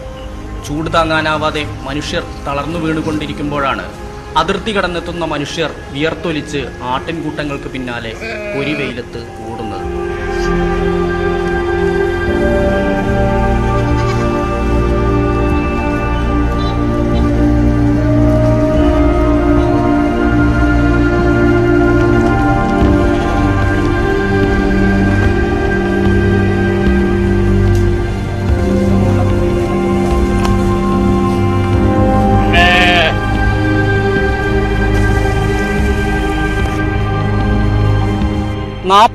ഡിഗ്രി വരെ ചൂടനുഭവപ്പെടുന്നുണ്ട് പാലക്കാട്. എന്നാൽ ഈ അത്യുഷ്ണത്തെ പോലും വകവയ്ക്കാതെ തമിഴ്നാട്ടിൽ നിന്ന് ആടുമേക്കാനെത്തുന്ന കുറേ മനുഷ്യരെയാണ് നമ്മൾ കണ്ടത്. അതായത് ഇവരുടേതും ഒരു തരത്തിൽ ആടുജീവിതം എന്ന് തന്നെ പറയേണ്ടിയിരിക്കുന്നു. ക്യാമറാമാൻ പ്രജിത്ത് കോങ്ങാടിനൊപ്പം എസ് വിനേഷ് കുമാർ, ന്യൂസ് 18 പാലക്കാട്. അപ്പോൾ സംസ്ഥാനത്തെ ചൂടിന്റെ ഒരു ചിത്രമാണ് പാലക്കാട്ട് നിന്ന് വിനേഷ് വരച്ചു കാട്ടിയത്. അങ്ങനെ ഒരുപാട് പ്രതിസന്ധി പ്രചാരണ രംഗത്തും സ്ഥാനാർത്ഥികൾ നേരിടുന്നു. നമ്മൾ മാധ്യമപ്രവർത്തകരും ഒരു സമയം കഴിഞ്ഞാൽ പിന്നെ ഈ റിപ്പോർട്ടിങ്ങിന് ഇറങ്ങുക എന്ന് പറയുന്നത് അതികഠിനമായ ഒരു ജോലിയാണ്. കാരണം അനുമോദനൊക്കെ അത് അറിയാം അല്ലേ അനുമോദം? ഇവിടെ 39 എത്ര ഡിഗ്രി? 39 ഡിഗ്രി ചൂടായിരുന്നു. ഇറങ്ങാൻ പറ്റില്ല. 10 മണി കഴിഞ്ഞാൽ പിന്നെ നമുക്ക് ഒരു രക്ഷയില്ലാത്ത അവസ്ഥയാണ്. പിന്നെ വൈകുന്നേരം 4 മണി കഴിയണം വെയിലൊന്നും. പക്ഷെ നമുക്ക് വെയിൽ നോക്കിയിരിക്കാൻ പറ്റില്ലല്ലോ, ഇറങ്ങിയല്ലേ പറ്റൂ. നിങ്ങളൊക്കെ തന്നെയല്ലേ അവിടുന്ന് ലൈവ് വിളിക്കാൻ പറഞ്ഞ് വിളിക്കാം. അതെങ്ങനെയാ മാനേജ് ചെയ്യുന്നത്? എങ്ങനെ ഇപ്പൊ ഹംസയൊക്കെ പറയായിരുന്നു ഈ ചൂടിന്റെ കാര്യം, പക്ഷെ അവർക്ക് അങ്ങനെ മാറി നിൽക്കാൻ പറ്റില്ല തെരഞ്ഞെടുപ്പ് പ്രചരണ രംഗത്ത് അല്ലേ? അപ്പം അത് മാനേജ് ചെയ്യാന്ന് പറഞ്ഞാൽ വലിയ പാടാ. മാനേജ് ചെയ്യല്ലേ പറ്റുമോ? നമ്മൾ പ്രിക്കോഷൻ എടുക്കൽ മാത്രത്തിലൊരു വഴിയുള്ളൂ. വേറെ ഇപ്പോൾ ജോലിയെ സംബന്ധിച്ച് നമുക്ക് വേറെ വിട്ടുവീഴ്ച ചെയ്യാൻ കഴിയില്ലല്ലോ. കാരണം 1 മണി വാർത്തയ്ക്ക് ലൈവ് 1 മണിക്ക് തന്നെ കൊടുക്കണ്ടേ. പിന്നെ പരമാവധി തണലിൽ നിന്ന് കൊടുക്കാൻ നോക്കും. ചിലപ്പോൾ ഇൻഡോർ പറ്റില്ല. ഇൻഡോർ ചില വാർത്തകൾക്കൊന്നും നമുക്ക് ലൈവ് കൊടുക്കാൻ കഴിയില്ല. പ്രചരണത്തിന്റെ വാർത്തകൾക്കാണെങ്കിൽ നമ്മൾ ഔട്ട്ഡോർ തന്നെ കൊടുക്കണം. അതാണ് അതിന്റെ ഒരു രീതി. അഡ്ജസ്റ്റ് ചെയ്യുക, അല്ലാതെ വഴിയില്ലല്ലോ. നമ്മളിപ്പോൾ ഹംസയൊക്കെയോട് സംസാരിച്ചിരുന്നു. അദ്ദേഹം വലിയ ആത്മവിശ്വാസത്തിലാണ്. ഒരുപാട് കാര്യങ്ങൾ ജനങ്ങളോട് പറയാൻ ശ്രമിക്കുന്നുണ്ട്. സമദാനി നമ്മൾ അല്പസമയത്തിനകം കാണും. എങ്ങനെയുണ്ട് പൊന്നാനിയിലെ ഒരു ചിത്രം? എന്തെങ്കിലും ഈ അനുമതി പലപ്പോഴും പറഞ്ഞൊരു പൊന്നാപുരം വോട്ടേക്ക് ഏതെങ്കിലും തരത്തിലുള്ള ഇളക്കം ഉണ്ടാകാനുള്ള സാധ്യത ഉണ്ടോ?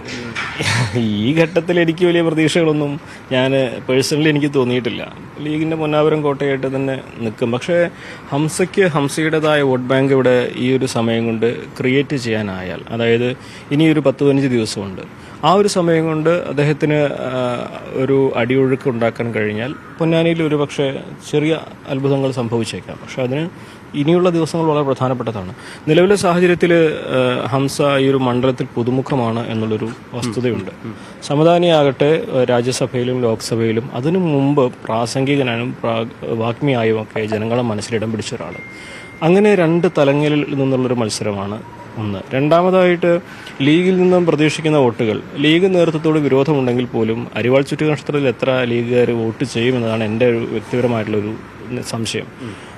ഈ രണ്ട് കാര്യങ്ങൾ മറികടക്കുക ഹംസയെ സംബന്ധിച്ച് വലിയ വെല്ലുവിളിയാണ്. ഇതിനെല്ലാം അപ്പുറത്ത് ഒരുപക്ഷെ രാഹുൽ ഗാന്ധിയെ പോലെ ഒരു പ്രഗത്ഭനായ ഒരു നേതാവ് ഈ പൊന്നാനിയോട് ചേർന്നുള്ള വയനാട് മലപ്പുറത്തിന്റെ ഭാഗമാണ്. അതിൻ്റെ ഒരു ഇമ്പാക്റ്റ് ഒരുപക്ഷെ ഇവിടെയൊക്കെ എത്തും. കാരണം കഴിഞ്ഞ തവണ അതുണ്ടായതാണ്. കഴിഞ്ഞ തവണ അത്ര ഉണ്ടായില്ലെങ്കിൽ പോലും അല്പമെങ്കിലും സ്വാധീനം ചെലുത്തും. അപ്പോൾ അത്ഭുതങ്ങൾ സംഭവിച്ചേക്കാം. പക്ഷേ ഈ ഒരു ഘട്ടത്തിൽ അത് എത്രമാത്രം എന്നുള്ളതൊരു സംശയം തന്നെയാണ്. കാരണം പൊന്നാനിയുടെ ഒരു 47 വർഷത്തെ ചരിത്രമുണ്ട്. 47 വർഷത്തെ ചരിത്രത്തിൽ ഇടതുപക്ഷത്തിന് നിയമസഭാ മണ്ഡലങ്ങളിൽ മേൽക്കൈ ഉണ്ടാവുമെങ്കിലും പാർലമെന്റ് മണ്ഡലത്തിലേക്ക് പോകുമ്പോൾ അത് അത്ര മേൽക്കൈ കാണാത്തൊരു ചരിത്രമാണ് പൊന്നാനിക്കുള്ളത്. അത് പൊന്നാനിയുടെ ഭാഗമായുള്ള തൃത്താലയിലും താനൂരിലും തവനൂരിലും ഒപ്പം തന്നെ ഈ പൊന്നാനിയിലും ഇടതുപക്ഷത്തിന് മേൽക്കൈയുണ്ട് നിയമസഭയിൽ. പക്ഷേ ഇതൊക്കെ ലോക്സഭയിലേക്ക് എത്തുമ്പോൾ കണക്കുകൾ തന്നെ മാറുന്ന ഒരു സാഹചര്യമുണ്ട്. അപ്പോൾ നിലവിൽ അത്ഭുതങ്ങൾ സംഭവിച്ചേക്കാം. പക്ഷേ ഇനിയുള്ള ദിവസങ്ങളിലെ പ്രചാരണം അതിന് വളരെ നിർണായകമാണ്. അടിയൊഴുക്കുകൾ ഉണ്ടാകണമെങ്കിൽ അത്തരത്തിലുള്ളൊരു പ്രവർത്തനം കൊണ്ട് ഇവിടെ സാധിക്കൂ. എന്താണെങ്കിലും ഹംസയുടെ ആത്മവിശ്വാസം അത് അദ്ദേഹത്തിനെ വിജയത്തിലേക്ക് നയിക്കട്ടെ എന്ന് നമുക്ക് അദ്ദേഹത്തോട് ആശംസിക്കാം. ഇനി സമദാനിക്ക് പറയാനുള്ളത് എന്താണെന്നുള്ളതാണ് നമുക്കത് എങ്ങനെയുണ്ട്. പൊന്നാനി മാറി ചിന്തിക്കാൻ സാധ്യതയുണ്ടോ? പൊന്നാനിയെ സംബന്ധിച്ച് യഥാർത്ഥത്തിൽ മാറി ചിന്തിക്കുകയില്ല എന്നൊക്കെ നമുക്കിപ്പോൾ പറയാൻ കഴിയില്ല, അത് വേറെ കാര്യം. പക്ഷേ പൂർണ്ണമായും ഒരു ഏകപക്ഷീയമായ ഒരു വിജയം ഇതുവരെ ഉണ്ടായിരുന്ന കണക്കുകളൊക്കെ നോക്കുമ്പോൾ അത് ലീഗിന്റെ വിജയമാണെങ്കിൽ ഏകപക്ഷീയ വിജയം എന്ന് പറയാൻ കഴിയില്ല. കാരണം ഇവിടെയുള്ള 7 മണ്ഡലങ്ങളിൽ 3 മറിച്ചാണുള്ള ഫലമാണുള്ളത്. നാലിടത്ത് മറിച്ചുള്ള ഫലം LDF നാണ്. നിയമസഭാ മണ്ഡലത്തിലെ കണക്ക് നോക്കിയാൽ മേൽക്കൈ LDF ആണ്. നിയമസഭാ മണ്ഡലത്തിൽ ലഭിച്ച വോട്ടുകൾ തന്നെ ലോക്സഭാ തെരഞ്ഞെടുപ്പിലേക്ക് ലഭിക്കുകയോ ഇല്ലയോ എന്നൊക്കെയുള്ള വിഷയം. മറികടക്കാവുന്ന ഒരു ഭൂരിപക്ഷം അവരെ സംബന്ധിച്ച് കോട്ടക്കൽ മണ്ഡലത്തിൽ ഉണ്ട് എന്നുള്ളതാണ് മറ്റൊരു വാസ്തവം. കാരണം കോട്ടക്കൽ അവരുടെ വലിയൊരു കരുത്തുള്ള മണ്ഡലമാണ്. തിരൂരങ്ങാടിയും തിരൂരും അതും അവരെ സംബന്ധിച്ച് ഈ ഒരു കോമ്പൻസേറ്റ് ചെയ്യാൻ പറ്റുന്ന ഒരു ഘടകമുണ്ട്. പിന്നെ താനൂരിനെ പറ്റി പറയുകയാണെങ്കിൽ താനൂർ വി അബ്ദുറഹ്മാന്റെ വ്യക്തിപരമായ മികവ് കൊണ്ട് മാത്രം ജയിച്ചു കയറുന്ന ഒരു മണ്ഡലമാണ്. അബ്ദുറഹ്മാന് കിട്ടുന്ന വോട്ട് അബ്ദുറഹ്മാൻ പറഞ്ഞാൽ അതേപോലെ മറ്റൊരു സ്ഥാനാർത്ഥിക്ക് അവിടെ കിട്ടുമോ ഇല്ലയോ എന്നുള്ളത് പറയാൻ കഴിയില്ല. പൊന്നാനി ഉറപ്പിക്കാം. പൊന്നാനി ഇടതുപക്ഷത്തിന്റെ ഒരു വ്യക്തമായ ഭൂരിപക്ഷമുണ്ട്. തൃത്താലയും ഒരുപക്ഷെ ആ തരത്തിലേക്ക് വന്നേക്കാം. തവനൂരിലും ഒരു പരിധി വരെ കിട്ടും. പക്ഷെ ബാക്കിയുള്ള ഇടങ്ങളിൽ നമുക്ക് കണ്ണടച്ച് LDF ഒരു മേധാവിത്വം പാർലമെന്റ് തിരഞ്ഞെടുപ്പിൽ കിട്ടുമോ എന്നുള്ളത് ഉറപ്പാക്കാൻ അത്രമാത്രം വലിയ വോട്ട് ബാങ്ക് അവിടെ. ഈ മറ്റ് സ്ഥലങ്ങളിൽ വോട്ട് കുറഞ്ഞാൽ പോലും അതിനെല്ലാം മറികടക്കാൻ കഴിയുന്ന തരത്തിലേക്ക് ഈ 3 മണ്ഡലങ്ങളിൽ നിന്ന് വോട്ട് നേടി ജയിക്കാമെന്നുള്ളതാണ് ലീഗിന്റെ ആത്മവിശ്വാസം. ചരിത്രം അങ്ങനെയാണ്. അതാണ് ലീഗിന്റെ ആത്മവിശ്വാസം. അതെ, അത് തന്നെയാണ് ലീഗിന്റെ ഒരു പ്രധാനപ്പെട്ട ആത്മവിശ്വാസം. LDFന് മേധാവിത്വമുള്ള മണ്ഡലങ്ങളിൽ അവർ ലീഡ് ചെയ്യുന്നതിനേക്കാൾ വോട്ടുകൾ അവർക്ക് കോട്ടക്കലിൽ നിന്നും താനൂരിൽ ഇടതുപക്ഷത്തിന്റെയാണ് ഇപ്പോഴെങ്കിൽ പോലും താനൂരിലും തിരൂരങ്ങാടിയിലും അവിടെ നിന്നെല്ലാം തിരൂരിൽ നിന്നും അവർക്ക് മാനേജ് ചെയ്യാൻ പറ്റുന്നൊരു കണക്കൂട്ടൽ അവർക്കുണ്ട്. ഈ നേരത്തെ ഞാൻ രഞ്ജിത്തിനോട് സൂചിപ്പിച്ചതുപോലെ എന്തൊക്കെ പറഞ്ഞാലും സമദാനി ഈ പരിണിതപ്രജ്ഞനായ ഒരു രാഷ്ട്രീയക്കാരനാണ്. അദ്ദേഹം രാജ്യസഭയിലും ലോക്സഭയിലും ഒക്കെ അദ്ദേഹത്തിന്റെ പ്രസംഗങ്ങൾ കൊണ്ട് കഴിവ് തെളിയിച്ചതാണ്. അപ്പോൾ അങ്ങനെ ഒരു മുഖപരിചയം അല്ലെങ്കിൽ ഒരു പരിചയപ്പെടുത്തലിന്റെ ആവശ്യം സമദാനിയെ സംബന്ധിച്ച് പൊന്നാനിയിലില്ല. ഹംസയെ നമുക്കറിയാം. പക്ഷേ സമദാനിയെ അറിയുന്നത്ര ആളുകൾ പൊന്നാനിയിൽ അറിയണമെന്നില്ല ഈ ഘട്ടത്തിൽ. അത് ഇനിയുള്ള ദിവസങ്ങളിലെ പ്രചാരണം വളരെ പ്രധാനപ്പെട്ടതാണ്. ഏതായാലും അനുമതി നമുക്ക് അവസാനിപ്പിക്കാനുള്ള സമയമായി. ഏതായാലും പൊന്നാനിയിലാണ് മോർണിംഗ് വൈബ്സ് ഉള്ളത്. അപ്പോൾ ഇന്ന് മുഴുവൻ നമ്മൾ ഇനിയിപ്പോൾ സമദാനിയെ കാണണം, നിവേദിതയെ കാണണം. ഒപ്പം പൂർണ്ണമായും പൊന്നാനിയുടെ പൾസിലൂടെ തന്നെയാണ് ന്യൂസ് 18 വൈകിട്ട് പൊന്നാനിയിൽ നിന്ന് തന്നെ പ്രേക്ഷകർ ഗോതയുണ്ട്. അപ്പോൾ അങ്ങനെ ഇന്ന് പൊന്നാനി മണ്ഡലത്തിൽ ഞങ്ങളുടെ ടീം മൊത്തം ചെലവഴിക്കും. ഞങ്ങൾ 3 പേരും ഉണ്ടാകും. ഏതായാലും നമുക്ക് മറ്റ് വാർത്തകൾ ഇതുമായി ബന്ധപ്പെട്ട് തന്നെ അടുത്ത ബുള്ളറ്റിനുകളും വരാമെന്ന് പ്രതീക്ഷിക്കും. തൽക്കാലം മോർണിംഗ് വൈബ്സ് പൂർണ്ണമാവുകയാണ്. എല്ലാ പ്രേക്ഷകർക്കും നന്ദി, നമസ്കാരം.